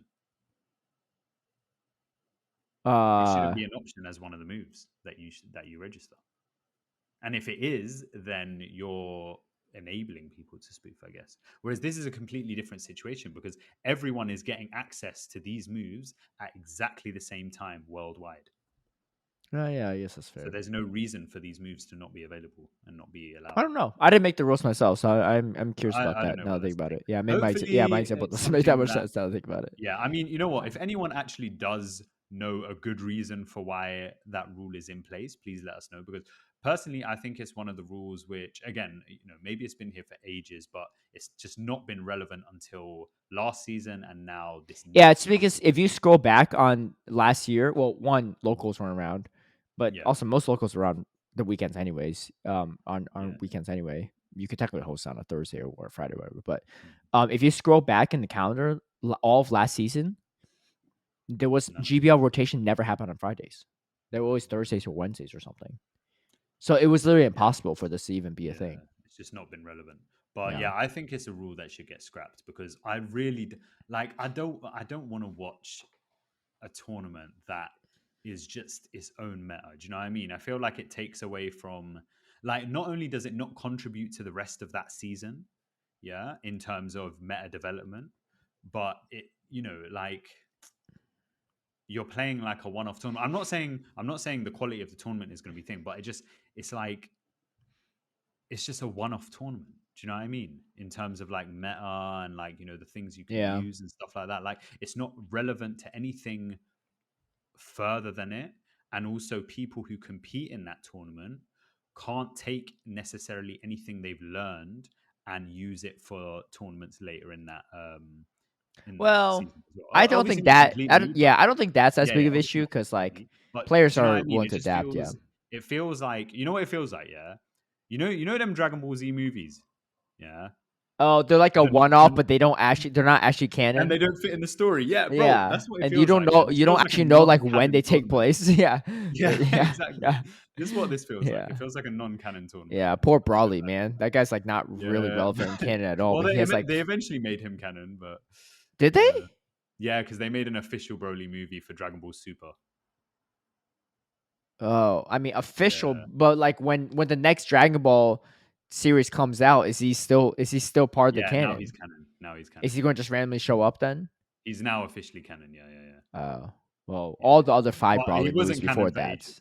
the Yeah, five Brawley movies before that, he wasn't. yeah, Yeah, I yeah. feel like he's like Batman or something. He has like different origin stories every time too. Yeah, There was like a exactly. robot Brawley or something, or like an Yeah, android Brawley. I was right, like, what is probably. going on? Yeah, it was like Goat Yeah, Tanks or that's something was like ridiculous. fighting him. Yeah. Yeah, so unfortunate for Utrecht, but Yeah, yeah. We'll check maybe what in you. the future. The Brawley Regional.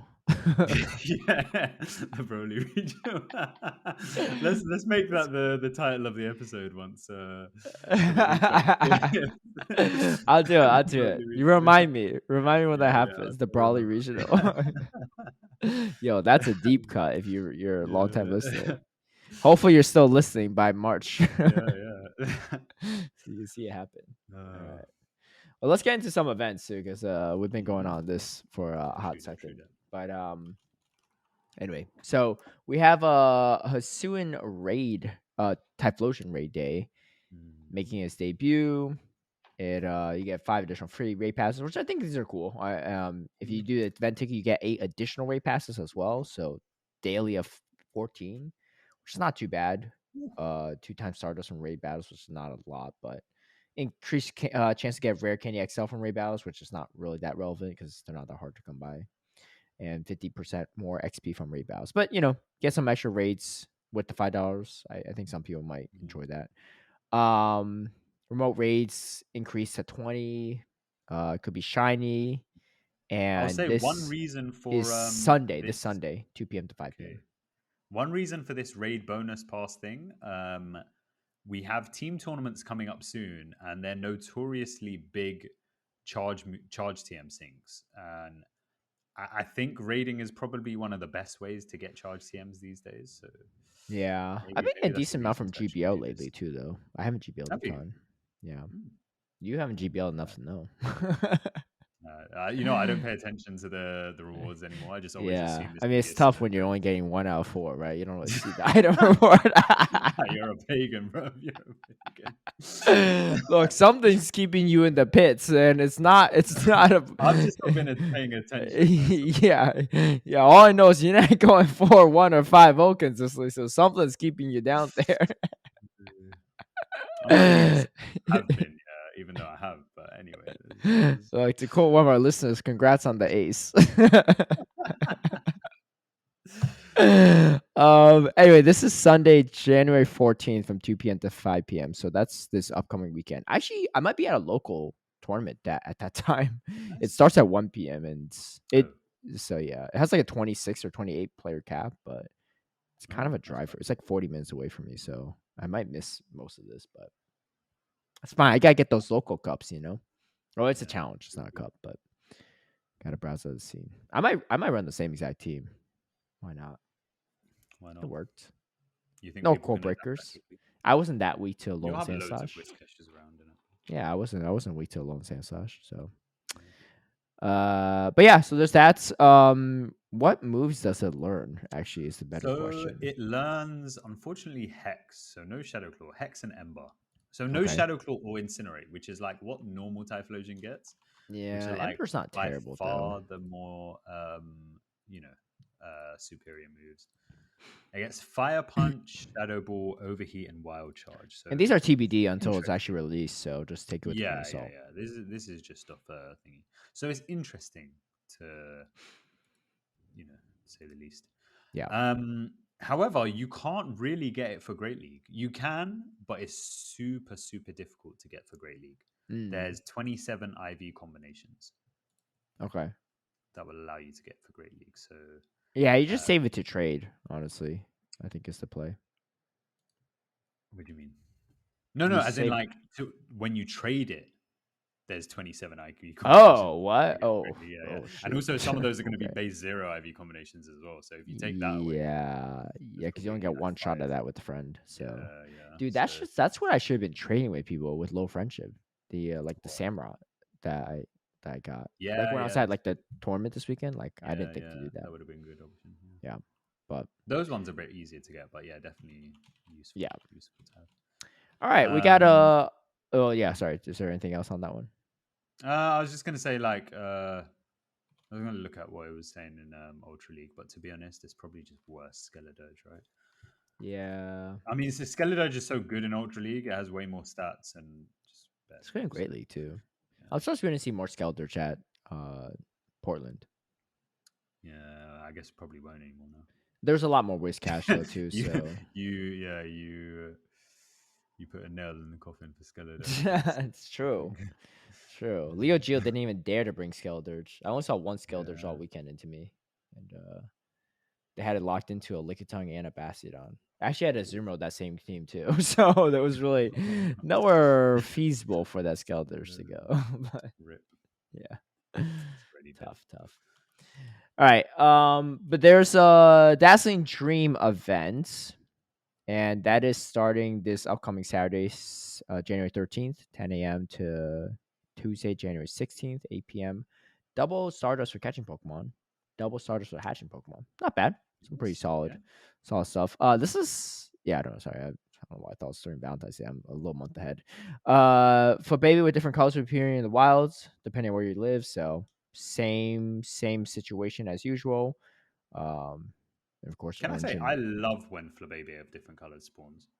I think that's one of the coolest like flexes to have like let's say like a I don't know Ultra League or a Master League um Florges, yeah, but like using maybe a color that's not available in your region or like using one of the like whites or the oranges because they're like super rare. I think that's really cool. Innit? I think the white and orange ones are cooler than the other colors. Because the other colors, Yeah, like, yeah. especially when you GBL with them, I'm like, I don't know what region they're from, so this could just be their Oh local. right. Yeah. Yeah, yeah. The That's one true. I have As in is like unfortunately it's my still local one. It's a yellow one, but yeah, yeah from Lucky Trade. disappointing. I Well, actually don't know what you got from Master League? Yeah, you don't even have one. That's the real disappointing part. Yeah. No, I've got Yeah. one for like Great League and Ultra League, but like Who the heck is using Florges in Great League and Ultra League? It's Master I League don't that's the know, real some flex, right? custom That's meta, actually you know. relevant.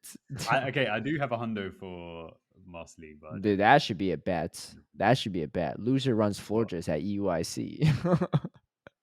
Nah, nah, nah, nah, nah. We're not doing that. We're not doing See, that's when you're gonna be trying, because that's where it's gonna No, hurt no, you. no. You thought Bassi has no play. Yeah, wait till you got that Florges. You know what? Yeah, I'm not gonna say it's bad, yeah, because it's just a bad Clefable, but It's not good. It's not good. I mean, it could work. But I'm not saying I'm gonna do it, but it could work. It's not good. It's Anyway, not even grass type. It doesn't have good coverage. what is it? Just fairy moves, and that's it. I mean, you could run Bind Whip on it and Pedal Blizzard, but that's just not good. Yeah. Anyway, we got some other fairies spawning. Pretty much most of the fairies actually. Nothing too crazy. Morlo spawning in the wild is nice for some Stardust.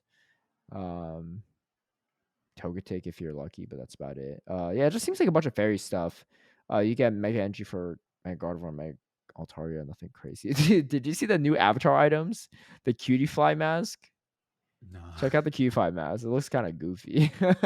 It's looks Nah, real goofy. that Yeah, is ridiculous, bro. they look like they're on something. But They I can see a lot of people they're on rocking those. that XL candy. Yeah. That they're looking for the XL candy. Yeah. They're looking for those Zygarde cells. Where they at? I'm on the route. uh, anyway, um, yeah, that's just it. That's a dream. I mean, it's not a crazy event, but it could be okay. I think yeah, there might be a it's debut of a nice. shiny Pokemon. I don't even know. And some nice PvP relevant stuff though as well, like Clefairy and the Zumro. Let me see. Is there a new And shiny Whimsicott as well. debut? I don't think. Is it Cutiefly?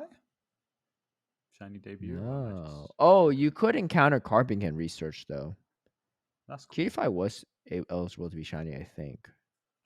Okay, well, I yeah, there's think no maybe shiny. not. Oh no. Cutify, yeah, Is it's it? shiny for the first time. So there's that. But you get Carbink as Mm, well. I'm pretty much set on Carbink. I think most people are if they go into these tournaments, but for those that haven't, could be good. Sebastian meta though, don't forget. But yeah, that goes for that event, and then we have ourselves Community Day for February. It is This on is brand with February. interesting. Is it? Chances. Interesting. Well, I mean, the reason it's interesting is one because so yeah, Chansey Community Day. Okay, one because now everyone will have an XL Chansey. Yeah. So wherever an XL Chansey could be used, there's a higher likelihood of it being used, right? Okay. So that's number one. And then number 2 is Wild Charge on Blissey. Now, I haven't, you know, looked at it or simmed or anything like that. Yeah, but I don't know. I think it's interesting that such a bulky Pokemon gets a hard hitting move. Mm-hmm. That's just my like initial thoughts on it. I don't. Um. Yeah, I don't I think don't it's. know I if you're think looking at the Sim, so it's not that relevant, is it unfortunately. just not good enough? Yeah, I don't think so. But Okay. hey, I can't imagine any Ultra League meta that's actually really relevant in, to be Yeah, honest. fair enough. So that's okay though. I think it's good for It's just XL candies. I mean, I just is what it is. It's not the worst. It's not the worst community day, but it's not nothing crazy in my opinion. That being said, I believe it's during the Melbourne regional and Knoxville regional, right? okay. Yeah, It's that first yeah. It weekend. is. Yeah, yeah, That's yeah. Sunday. Hmm. For you though, okay, no, you all had Top Cut last time too. But I think you all would for Melbourne, Top Cut would probably be done by then. Melbourne's looking like it's going to be rough. Oh, by that time, yeah, Yeah, 2 p.m. yeah, on yeah, Sunday. yeah. Wait, what does it say? Oh, yeah, yeah, yeah. Yeah, by that time, most likely. Because you all had a top four last time, right? There's no way that would drag out Although that the long. thing is if there's, I mean, so again, don't really have any information on whether there's going to be a stream or not. And if there is going to be a stream, obviously it's going to be like a community stream, so it's not going Yeah. to be anything official. That's so tough too. Well, I guess the time zone will probably be okay, but like it's during the same weekend as another tournament. But I think the Yeah, time zone would actually it's help that quite a bit though. yeah, the time zone. Well, do you know what the thing is though? Is that No, like because the time zone US difference is not and that big. Australia? Yeah, it's really And the annoying. problem But let's is the see. long day for Go in NA is the Friday. Or it's a Saturday, and that's Yeah. during your Sunday stream. Okay, so right now, okay, Okay, right so now so it's so 2 a.m. the So event will it's probably let's say start at like 10, 10 10 a.m. or p.m. so, right? Okay, On Sunday, maybe. so when the Australian event starts, let's say 9 a.m. Right? So No, that's but wouldn't it be 10 a.m.? Don't you all three. start at 9, 10 a.m.? Okay, Or do well, you all right, actually 10 start a.m. battles at 10 or Fine. 9? Okay, let's say 10 a.m. 10. Okay, 10 a.m. Yeah. Okay, so 10 a.m. That's 8 hours ago. 8 hours ago is gonna be 6 p.m. Knoxville. So it's possible it might just be the end of the Knoxville stream and Yeah. then And then you Australia can check starts it up. out. So maybe it's not as actually that bad. Actually, Oh, that sounds not that bad. It's yeah. definitely going to be a tiny bit of overlap, but maybe nothing like Yeah, yeah, relevant. yeah. Okay. So maybe that's all right. Yeah. And then the previous day should be fine too, because the Yeah, Knoxville yeah, stream because there's hasn't even nothing started going yet. on in it. Yeah. Cool. Huh. That is interesting. Yeah, Wow. but yeah, maybe the maybe day two might be slightly longer because if we do have a stream. So, um, but yeah, I think by 2 o'clock it'll probably be done Hmm. entirely. I'd rather Yeah. wouldn't do the same thing as NA with. Yeah. But yeah, that's community day for that one. So definitely get it if you need still XLs for not only Chansey, but also for Blissey gym defending, which I know everyone's raving about these days. Yeah, Let's do an elo check. What you at? I ain't great. I can't lie. Yeah, there's Dude, I was on the cusp of legend, but then I kind of dropped a little bit. I was at there's actually 2900s. I didn't it's even not. battle this weekend because I was at freaking Portland. But Yeah, I yeah, was. I You was know what? hoping Yeah, to. I was trying to hit legend for. I'm at 2870. I could I'm at definitely like hit it, but 2650. yeah. You at what? Like 2650. I need to like I was trying grind to out. hit. I was trying to hit it today so that you could start like go bleach your hair like later Early. today. But Yeah. you know what? You uh, know what? I'll hit it within the next few days, and then you can bleach your hair before the next episode, so that you'll be bleached for the next episode. I think that's fair, right? Bleached I and need bleached and part one of the clown fit if you haven't hit legend, this because is it's every week we record that you haven't hit it, right? this is getting So too close. because theoretically, if I hit it tomorrow and you hit Uh, legend before the next episode, you don't need a clown fit for next episode just to bleach hair. But if you yeah. also haven't hit legend by next episode, you have to have bleach hair and part one of clown fit. I actually didn't realize it was coming up so quickly. So That's what you mean. let's guess. Like, what's the next I'm date? Mr. Number 2 in the Next world. week. What you think was gonna happen? That's not how it works. Okay. I got Next, crossover skills in GBL. so the next cup is Fantasy Cup Great League Editions. Yeah, you better hope it's your cup. Place it bet, bruv. Yeah, Yeah, dude. You know what? To save yourself some trouble, just buy the whole clown fit at Kmart, right? So that you could just add piece by piece. You know how embarrassing it would be to go back to Kmart for the nose the next week and then the makeup the third week. They'd be like, "Man, you back again for the clown fit?" You're like, "Yeah, sorry, I didn't think I needed all of it, but here we Making up are." the career. Yeah. It's just- By the yeah, fourth week, they're going to really have the rainbow wig for you. You're like, don't worry, just come down to the aisle. We got it for you. I need to go in the next few days. Yeah, yeah. Luckily, I'm working one day over the next like week, and 2 days Yo, over the next week. snipers, where you at, man? Come hold Anicor back. Watching it. Yeah, this has changed everything. This has changed everything. Yeah, yeah. Knowing how close it is has changed everything. I Yeah, don't want talk about trying to figure it out in the I 11th ain't hour. going down softly. Yeah, I'm going down with a fight. Yeah, I'm going down with a fight. I'm No way. yeah. I'm gonna quote you on this next week when you have I'm the not. I'm clown not. nose on. Like, so how's the fight going? I'm going down scrapping, bro. I'm going down. I don't uh, really feel like bleaching my hair this week, is why. So the bleaching hair is pretty much inevitable. How would I not hit legend this week? going down scrapping, bro. you better start GBLing ASAP. Yeah, the bleaching hair is. There's no way it's not happening within 2 days. I've got it. Like, I'm home, right? I got time to do all my sets now. Yeah, watch out, watch out.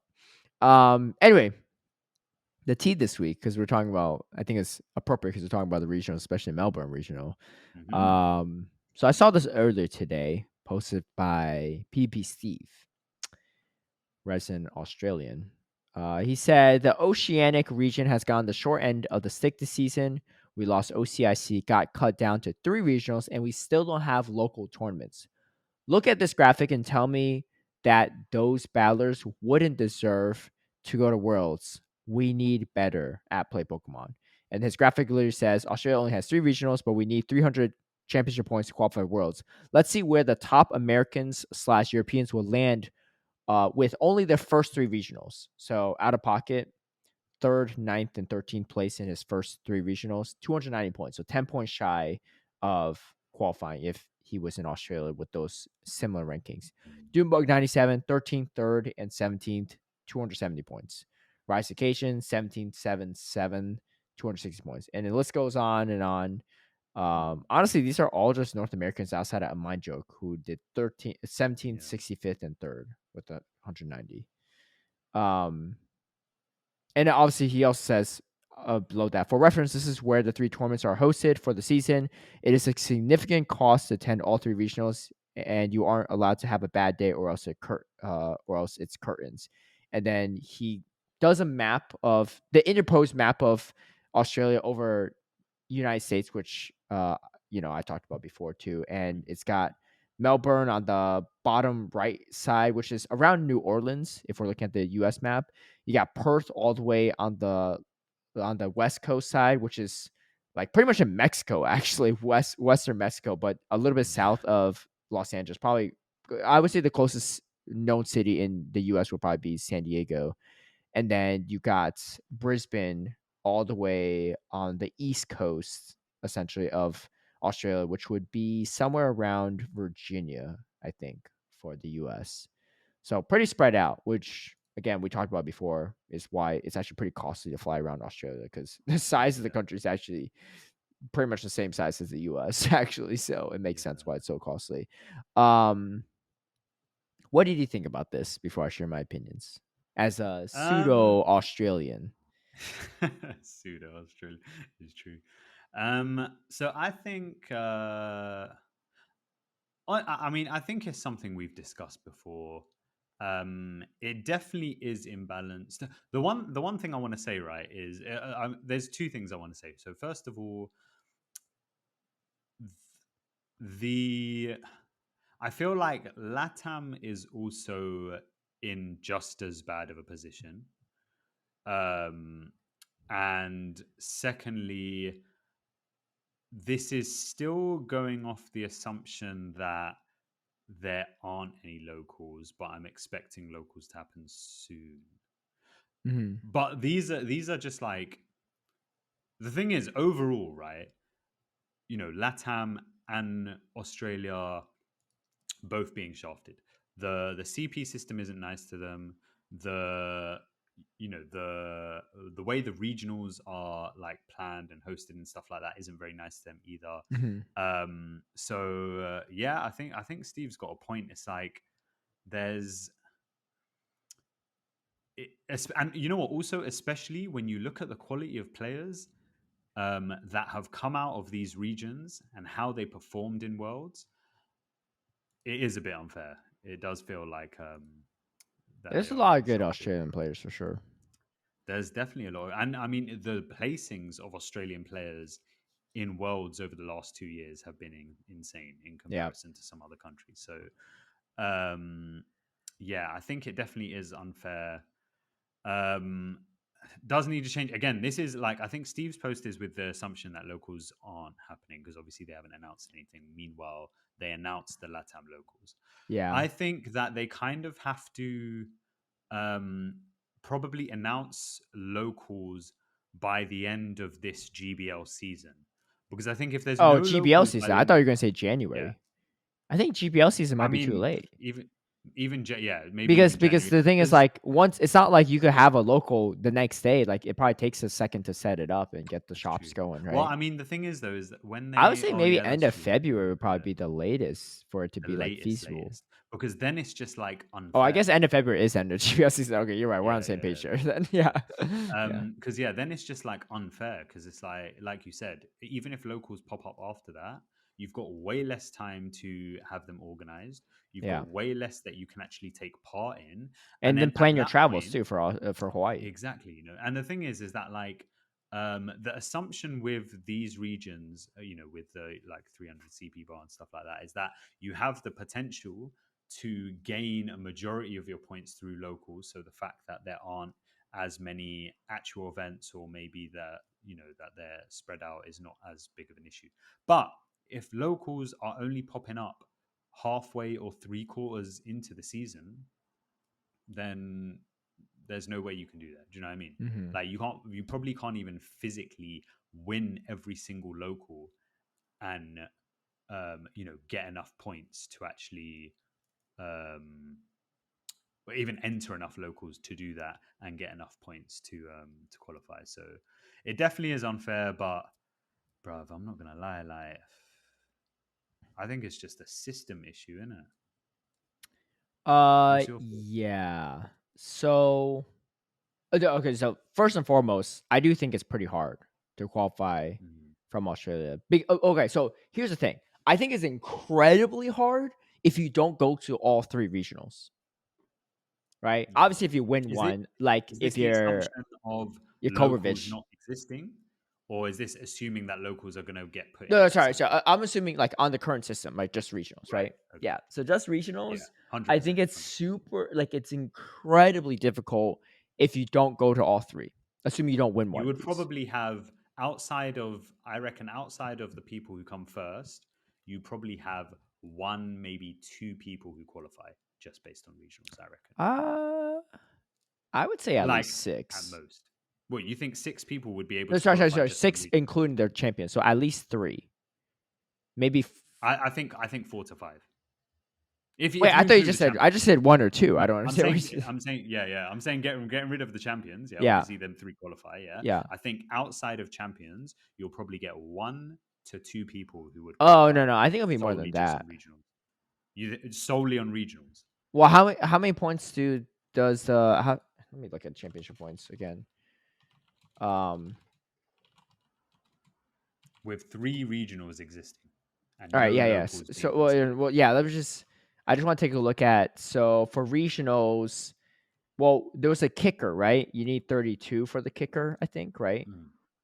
Or sorry. And I Oh no, think 48. so 48 is the far, kicker. yeah, So that 9 through 8 6 cuz you got 80 points, mm, right? yeah, So you can assume that So let's assume 2 that of the we always regionals have like around will be 48. 48, whereas the third regional is not going to hit 48. Which one's the third one? Perth. It's not going to hit 48. You don't think, but you don't think It's with too far away and there's it's not enough that people hard? around. Yeah. Okay. Okay, let's assume Perth is that, a right? myth. Yeah. Is that bad? Okay. Bruv, it's so bad. Yeah. There So was let's like say 20 people you get top 16 in 2 of them, and then 100 and top cut in 1 of them. So you get the 80. So you get 160. Oh yeah, that's pretty hard. Yeah. So I That's think pretty 1 to tough. 2 people max. Just from regional. I still think that you might get like 3, maybe 4, but that's not a lot. Yeah. That's not a lot. How many? Do you know how many qualified from Oceania last year? Well, it was just first and second in each And then tournament. top So 4 though. and then top 4 and things. So 10, 10. Oh yeah. See, the And they had difference with one more last year is tournament that you had last the year. cascading invites, so they literally can guarantee each region has the specific number they should Yeah, have. yeah, yeah. Like there's no like the specific ratio was going to be the same regardless. Now, Yeah, with yeah. whether you attended Worlds or not is a different story. But the Yeah. amount of travel awards for each region and the actual amount of players was actually fixed, whereas this year it's not the case. Yeah, that is pretty tough. I will say that. I do think that I don't love PvP Steve's methodology here though, because like that's not like you're kind of comparing apples to oranges, right? Like yeah, like for I think you example, kind of a yeah, mind joke, there's no way he would come 65th in his first 3 tournaments in Oceania because there's not that because many there's places. yeah, like it's not possible, right? Yeah. And so like Yeah, and so yeah. at the same token, because there's less people, they have less people they even have to battle, and there's less like there's More potentially chance of less people doing mishaps well, that can yeah. happen.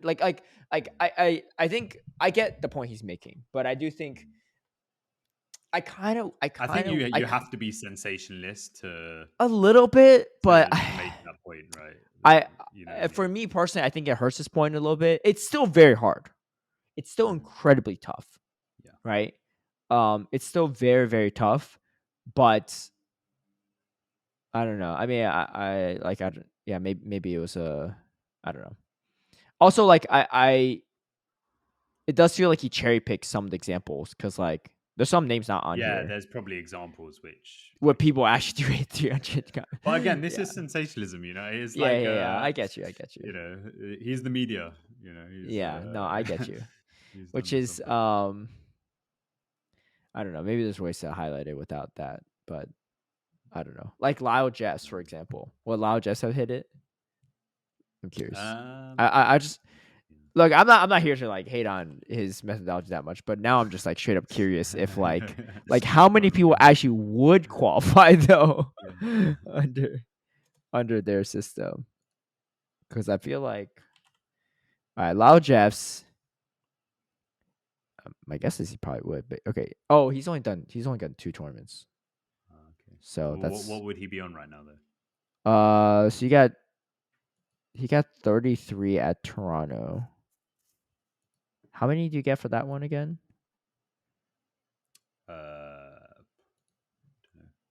60, 50? 50? Yeah. Uh oops. Let me find the specific number. So he got second place, so that's 160. And then he got 33rd, so he got 50. No, he wouldn't have because I don't think Toronto had 128. I don't think there was actually 128 there. So he wouldn't have gotten anything for that. Yeah. So he would have got he just had 160. And then he would need to get I mean, yeah, that's pretty tough for him too. He would need to have second or first to he would have to get at least a second in his third one to actually qualify. Yeah. I mean, yeah, I mean, you know, it's again, I think it's more so maybe there actually aren't a lot of people that actually could qualify on the system in NA or EU, but it is a little bit apples to oranges. But I get it though. It is hard. It is hard. Yeah. That's why like I don't hate the old system, but I do think this new system does encourage more people to attend tournaments. Yeah. I mean, I think one thing is that like this, I feel like this system, it had the potential to be fine, right? Because they started locals and I want to say championship points as well, mid last season, for NA. Yeah, and Yeah, then those championship points were being used to, like, give people stipends to, NASC. yeah. Um, Personally, I feel like that should have been all that was. Um, I feel like that should have been the testing phase and not digging into halfway through this season before you roll it out in other places. I was expecting, like, okay, boom, start the season September, locals available in Europe, Latam, Oceania, everywhere. Yeah. So Hmm. to stagger it like this seems super unfair because, like you said, right, if you don't know when Uh, locals are coming, you can't plan yeah. trips to locals, you can't plan trips to regionals because you don't know if you need it. If you know that stuff off the bat, yeah. And the thing is, most regionals off the bat, right?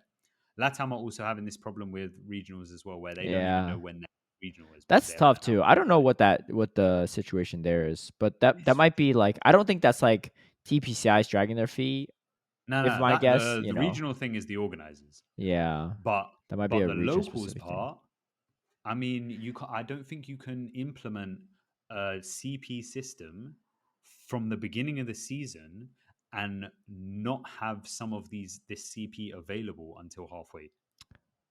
That's how it feels like. I actually don't think that's the worst idea. Maybe they could give Oceania a heads up, be like, "Hey, you all might get locals. You might get locals starting in No, February." that's not good enough. Well, no, Might that because you're here's that's my like thought. vague wording.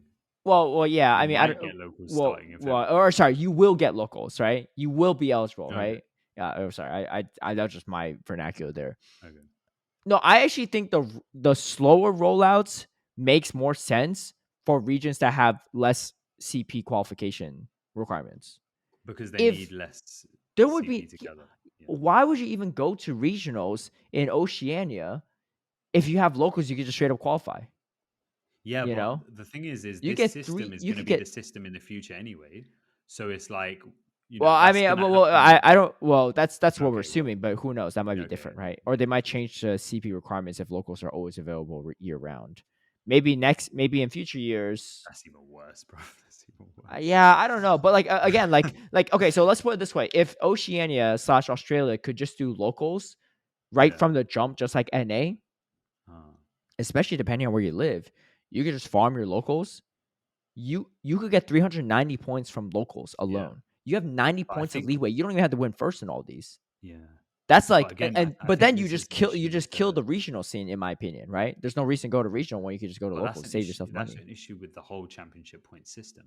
Well, yeah, I mean we talked about that in Because previous I episodes, guess we but discussed which this is before, right? yeah, About which is how, why I'm saying like I yeah, yeah, personally don't think it's a terrible idea. They're rolling it out slower. Like they got EU second, mhm, LATAM now, right, and then maybe eventually Oceania. Maybe I don't know, right? I don't yeah. hate that. Maybe it'd be nice if they got a heads up, but my guess is there's a lot of red tape when it goes to announcing these things and like Mm. implementing it. So they can't just say like, "Oh, now it's going to be available in a month," right? They probably just surprise everyone, and say like, "Oh, now I you think can they do could it." have done one more season without um, championship points. And Why then, is that? if, like, because if it's going to take that long, yeah, just do another season without championship points and do the same thing that they did in NA last season, where it's like, well, you enter your locals and you'll get championship points, but it will go towards travel stipends to certain places. No, no, no. But my question to you is why do no seasons of old system if championship points are for the most part working this season? Because they're not working from the jump. Are So they not unless it's going to working? Well, be, no, no. Am I no no, no? as In in, my like, mind, like they're not available okay, everywhere from the jump. So until it's available everywhere from the jump, well, no, but that's what I'm then, saying. Like, I think if it is available from the jump, it actually causes more problems because it just makes like regions like but they're Oceania and going to be Latium. available, but they're going to be available from the jump next season. Well, but So then again, you have to change something. well, yeah, yeah, something might change, right? I'm just saying, like with our current qualification thresholds, it Yeah. makes sense that they're not available from the jump. Yeah. Maybe they'll I, change it next I, season, I, or maybe next season, like everyone just does locals in Oceania and like calls yeah. it a day. I don't know. I think given where Because we're at right now, it makes sense for the slow rollout, but I don't know if it's going to happen or not. I don't have this information, and so don't quote me saying that. But I think yeah, I I think it will definitely be very tough for them though if they don't get locals at all this season. mhm. Um, but we do have players like There's Anicor no way they stealing some can't of get these locals championship though. points from Australians Yeah, too. I don't steal from no one. Yeah, I've left my You nationality. get any hate or something? You get any hate at these Nah, tournaments? that's why I Yo, withdrew if the. you make top cut at Melbourne, oh my gosh, that's a lot of Yeah, points that some Australian did not get because of you. if I If you win first, that's actually the real. moving on. Yeah, Melbourne people, watch In out. other news. You got a target on your back. Hey, they're getting local soon. It's fine. Yeah, everyone bring your BBML counters. Ugh. uh, anyway, I do think he brought a good point though. Um, Yeah, I mean, it's yeah, not I easy. think you know what I think every time we discuss this, I always just think like I just don't like the system in general. Yeah, There's a lot of problems with the system that is going to be interesting to see what Worlds looks like this year. yeah, I think once from next year, once we stop having things happening in the middle of the season, yeah, and we have more consistency, then maybe we can have a better idea of what the scene is going to look like, right? So next year, we'll probably have a better idea. Because there's another thing I was saying as well, right? Is that like, maybe from next year it will be different because now locals will be established everywhere, right. so, maybe attendance will be higher, people will be more familiar on the system. So, we'll probably see some differences with how things work, how things have been working this year. Yeah, So next year and next like season, we'll probably have a better idea of like how Worlds is going to look like. But I think it's going to be very interesting to see how Worlds looks like this year. Do you reckon? I reckon that we might actually have some players who are straight up be like, I don't even know who that is. What do you think? uh, maybe some, maybe Like some. there might be one or two players where it's just like, I who think the I hell? think if I like just look up someone Dracovic when I see the roster, I might Yeah. be disappointed if I see like, oh, here's like one No here's record. like one top like like three like top 32 finishes and like no top cut finishes and they're here, I right? reckon it might be a locals person. I reckon it might be someone who like they Well, went for maybe NA like that would be kind of 65th hard, but yeah, in a IC.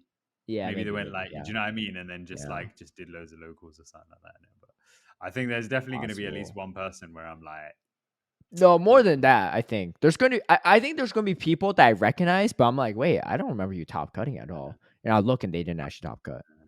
I think there I don't might be know. Is people that who a don't even problem? I like we talked about before. I don't know. It's yeah. I know. This is what I'm saying. I find it interesting. Do you know what I mean? Yeah. Okay. So I kind Worlds of is going I to be kind of take back a little bit my criticism for Steve because yes, he kind of it's not it is comparing apples to oranges. But Nighttime Clasher got fifth and third at a tournament, which is respectable, right? And so that's yeah. a hundred. That's really That's 230 points, and that means that like he needs like if there's not a 48-person kicker, he needs to get another top 8 to even have a chance to qualify that's from Australia. intense. Yeah. Mm. Even if he did 1/6 second and third, even if he got second and third, if there isn't a 48-person kicker, he needs to make another top 8 finish still. Yeah. Cuz like the point differential is like pretty stark, Like Mhm. if you don't have that 48-person kicker, which is very possible not to happen in Australia, Mhm. you get either 0 points or 100 points for top cut. If you're ninth to That's eighth, is big. yeah, That's a big that's a difference. third Yeah. of your qualification there. Yeah. So again, I still think it's a little bit apples. So I would say more like comparing like oranges to grapefruit, similar ish. And comparing an orange to a kumquat, similar ish. You ever had a kumquat before? They're great. You never had a maybe, kumquat? maybe It's like under a different little. It's like name. very tiny, like oranges, but they're like really good. And the peel, the rind is like sweet, so you just eat the whole thing. You don't even like peel it. Oh, I've never eaten. Oh, uh, They're I fantastic. don't think I have eaten this, but it does look familiar. I don't know where they grow. They definitely grow in more like warmer places, but I don't know like if they're around. Yeah, I don't know. yeah. Yeah, Weird reference there, but yeah. that's fine. Of course, Amon had a controversial take to Steve's thing. Oh Did you yeah, read what it? was it? What was it? What was Amon I love. CZ says locals should be added, no doubt about that. However, comparing NA and EU regionals to OCE ones cannot be serious. To achieve top 8 in NA or EU is without a doubt much harder. There are like 5 to 10 very good players, but in EU there's like 30 to 40 on the same level at least. 30 to Yeah, 40 on the same level is, I don't know. yeah. I don't know if you could say the same level because the thing is that like I mean, if you honestly, look at Worlds, the the good performance players doesn't. in Australia. That's what I'm saying. The good players in Australia are really good. Like that's the difference there. I think Okay, I, so I I get where so he's going, but the good players in Australia are really good. yeah, because all right, so looking at his comment more specifically, right? He says there's 5 to 10 good players in Mhm. in Australia, but in EU there's about 30 to 40 On the same in level. on the same level. So what he's saying is that there's 4 to 6 times better players, right? Because Mhm. 6 times 5 is 30, 4 times 10 is 40, or I think if he so halves the number, then maybe maybe maybe 30 not. to Yeah. 40 is kind of a stretch. All If right, so I think so what he's if saying he is can half the four number on both. 4 to 6 times, right? Is what Yeah. he's roughly saying. Better EU players. I want you to look at world's top cuts. Was there really 4 to 6 times more Europeans in top cut at worlds? What do you Europe want me to compared to guess? Australia? I don't know. Yeah, you don't have to actually look it up. I don't actually know the data. Yeah, I It's a don't think so. bold I stretch. think yeah. Again, I think it's like Look, I think there's a lot of really good Europeans for sure, yeah. right? Correct me if I'm I wrong. don't I know I know. don't. Maybe they Some people count. might be offended by this. Do you get the Mm. sense that there's a lot? Like, I feel like Europeans think they're better than everyone else. European pogo players, PvP Yeah, specifically. Do you but get that maybe. sense? Is that just me? Like, I've read some like Twitter discourse and stuff, right? I mean, maybe it was that The, first Worlds the where you thing, had senior and master world champions all coming from EU. I get it, you know, right? what, I'll be honest. I don't think it's just you, but I think it's also just because like, do you know what I think it is? Right? Is that What like is it? with a lot of Like I'll EU see in events? the NA streams and whatever, there'll be like Yeah, when there's like a misplay or yeah, like yeah. There'll be non like, optimized timing, right? They're like, oh, NA regional, right? Of blah, blah, blah. And then when I watch the EU streams, right, regionals, people uh, aren't as critical of misplays, even though I see like similar misplays or worse misplays. And then someone at Portland was telling me this. He's like, yeah, I think the reason is because all the people that are hating on those are Europeans. So they're all too busy like cheering for themselves in the EU regionals to comment the hate comments. do you know what? I'm not going to deny any of this. I think it's all pretty valid. But I think it's also because it's like, you know what? The thing is that like most European regionals, yeah, you can say are like they're pretty much always stacked. You know, they've always got a lot of players. They've always got a lot See, of good there's players. Do that's you know the what I mean? European you speaking. Yeah. The thing is realistically, okay, NA have been proving, um, like NA have been like up in the levels a bit more this season, where What do there's a you lot mean more this people. season? We had top three No, no, in the no. world's last season. No, I'm talking in terms of like event by event. Like there's a lot more people attending. So you would look at a bracket and you'd be like, wow, this bracket is stacked. As opposed to last season, I think there was a lot more events where you'd look at certain NA events and you'd be like, well, there's maybe like 10 players here who could maybe do Hey, decent. And you that's really pretty much agree with Dodge on Salt Lake City, huh? it. No comment. But like in Europe, it's always like you're looking at a bracket and you're like, well, you know what? There's probably 20 players here who could potentially reach top 8. Yeah, which I think is deep. You're getting more of that now in NA, where you're looking at the bracket and you're like, well, you know what? There's probably Okay, like so I got a 20. question for you then. How come when these Europeans come over to NA or even Hard Jeff comes to NA, They're losing to these random people that aren't a top 20, top 30 player that can make top cut. Pokemon's an interesting game. it's, Genuinely, it's the same game we play over here. and Hey, it's you still can't complain about any NA advantage like the back in the days with the fast food denials because Wait, you're on the same here's the thing, Wi-Fi yeah. now Here's the thing, yeah. Here's the thing. when you're Yeah, here. you can't chat yet, yeah, until Americans go to EU and do the same thing, yeah. Because so far we have a second place and a fourth place finish True. in our Well, match. So yeah, but you know what we we're got? We got a going deep. top 3 finish at Worlds. That I'm trumps not. anything you're saying right now. We're not talking about the same Wait, thing. okay, wait. How many NA Now you're players have? talking No, apples no, and no. oranges. In realness though, how many NA players have actually competed at EU tournaments? I don't think I very know many. I think Monarch some have. did, but Yeah, I think some have, but I don't think very many. not many. Yeah, Monarch was doing well until he didn't show up to one of his matches. yeah. I mean, Um, that's yeah, that's that. that's But the skill difference between yo, EU and NA. I'm actually really looking forward to EUIC because I think especially with championship points and internationals having more Yeah, points, yo, mhm. I'm telling you all right now, right? Really. I'm giving you all the heads up, EU people. Set the alarms and get the tickets because I was talking to a lot of people at Portland, and a lot of NA players are already like I think eyeing it's a those 5-12 spots. cap. You think so? Yeah, I don't know if I'm just pulling this out of nowhere, but I'm pretty sure it's a 5-12 cap. Yeah, I mean, Because I last didn't year hear was any word of like, that, so I don't know where you're pulling out of. I feel like it's a 5-12 cap. Maybe I'm just talking out my ass, but I feel like I it's a mean, 5-12 it's a possibility, but the problem is because they've got a huge venue, so it's not really a case of like, are you going to max out the venue? And timing's also also a recently they've problem, been doing. though. Timing's a huge problem What do you mean? because, Oh, you doing could 5-12 people, but you have 3 days. no, but the third day is still always the same amount, which is like 2 or 3. You have 2 days, but they've been streamlining these 2 days anyway. And I don't think that you would cap it I based on think timing. day I one feel would be like it's super still long though if it actually gets to 512. no, but you just have like more phones and stuff. Do you know what I mean? I mean, I get It's what you're like saying, but that's not like the easiest thing to do. Just to have more like iPhone 11s or whatever, right? no, but it's an Or IC. Do you know iPhone what I mean? 15s or So it's what? being it's What? being What was it? organized by the Pokemon company as opposed to like being organized by Um.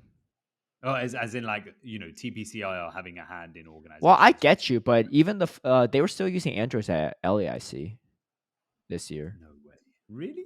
Oh no, not on stream, but at off stream, I believe they were. Yeah. Oh right.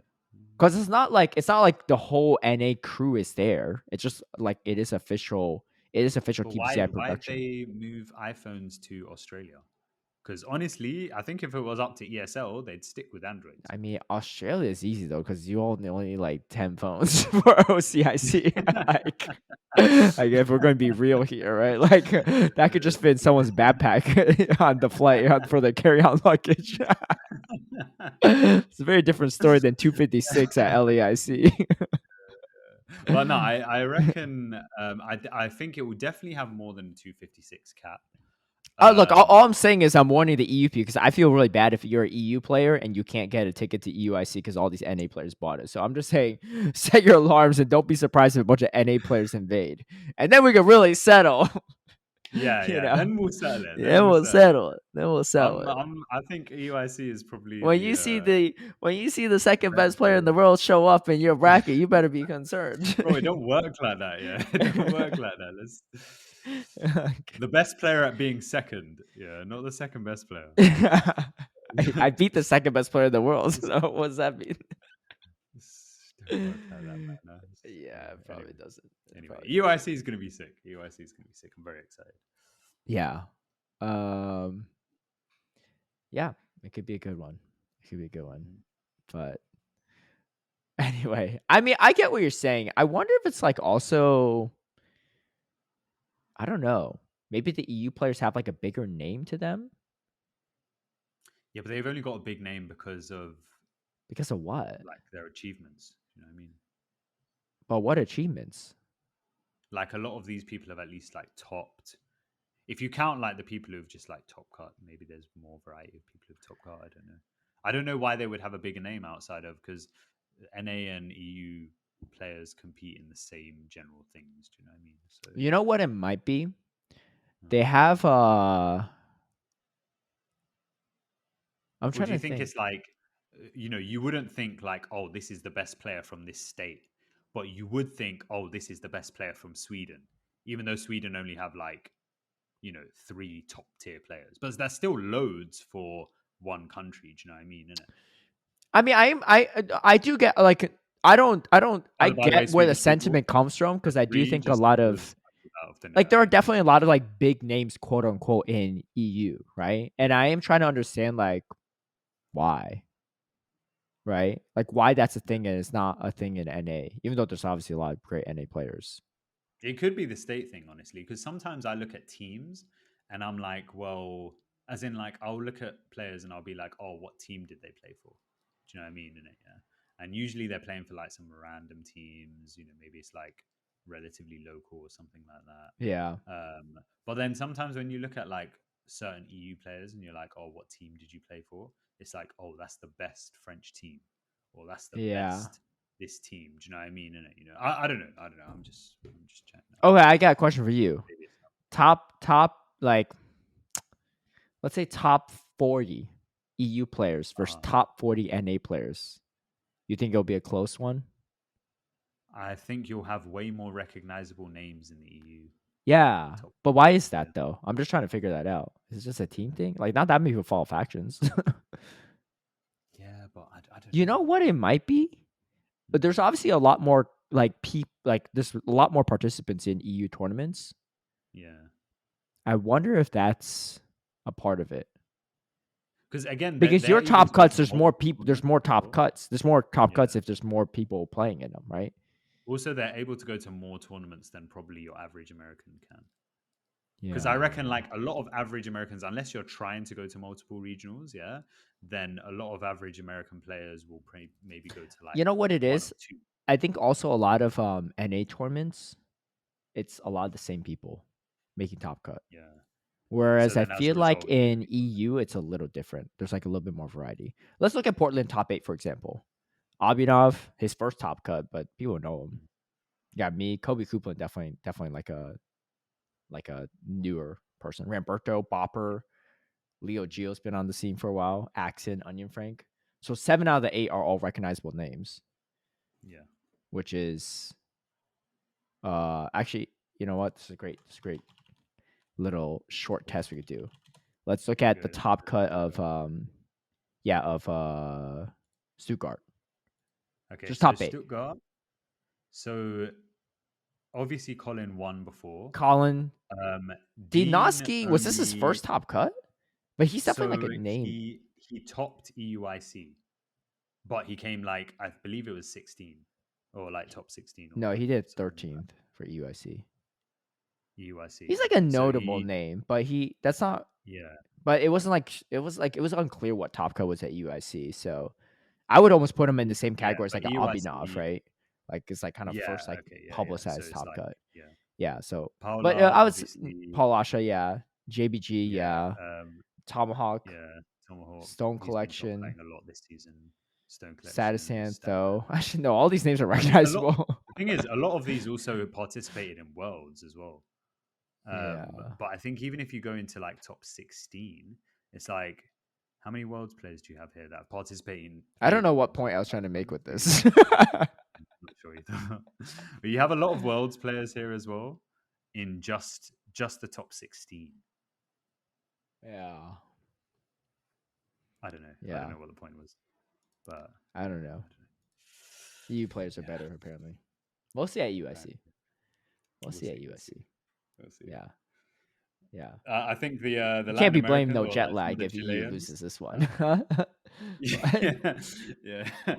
Now the Latin Americans came over for EUIC, or like some of the Chileans came over for EUIC last year, and yeah, they didn't do too well. I just because I didn't even know there were Chileans even at UIC. Yeah, I there know you go. Ventusky There you go. went, Yeah, yeah. There was a few more with him, but yeah, they but didn't do too well. So he. All right, and a looking forward, squad up. Let's looking see ball how it game. goes. See how it goes. Let's see Let's some go. American flags and Canadian flags on that Dracovic graphic. Uh, yeah. Well, you know what? Yeah. Also, if you guys are attending EUIC, yeah, make it known. Actually, cheer for fellow NA people in it. Dude, yeah, because NA people don't cheer for nothing. Yeah, Like NA crowd is abysmally quiet. Abysmally quiet. which is disappointing. But Yeah. USC is going to be the That Avengers. crazy He's comeback that Abhinav had, like he needed, like against me in that first game in the grand finals, there should have been way louder applause in the audience for that one. Dude, honestly, when that happened, I audibly was like, wow. I was like, I can't believe he won that one. Like I was yeah, like, wow, I yeah, can't believe I bro. lost or something like that. Yeah, I literally was just shocked. I was like, I thought that yeah, was like unlosable. I literally had every matchup countered the way I wanted to. pretty much. Like, yeah. But anyway, that does it for us. So thanks for tuning in. Safe. Yeah. And Well, yeah, bring your Bastion counters, I guess. yeah. Bring him. And it's gone on so long. I just don't even know what part of the podcast we're at. So. We're at the end. We're at the end. Yeah. Anyway, thanks for tuning in. And Uh, yeah, we'll catch you all next week. I have like 2 locals this weekend. I'll probably just bring the yeah, same team. yeah. Why not? Yeah. Why Yeah. not, mate? All right. Peace.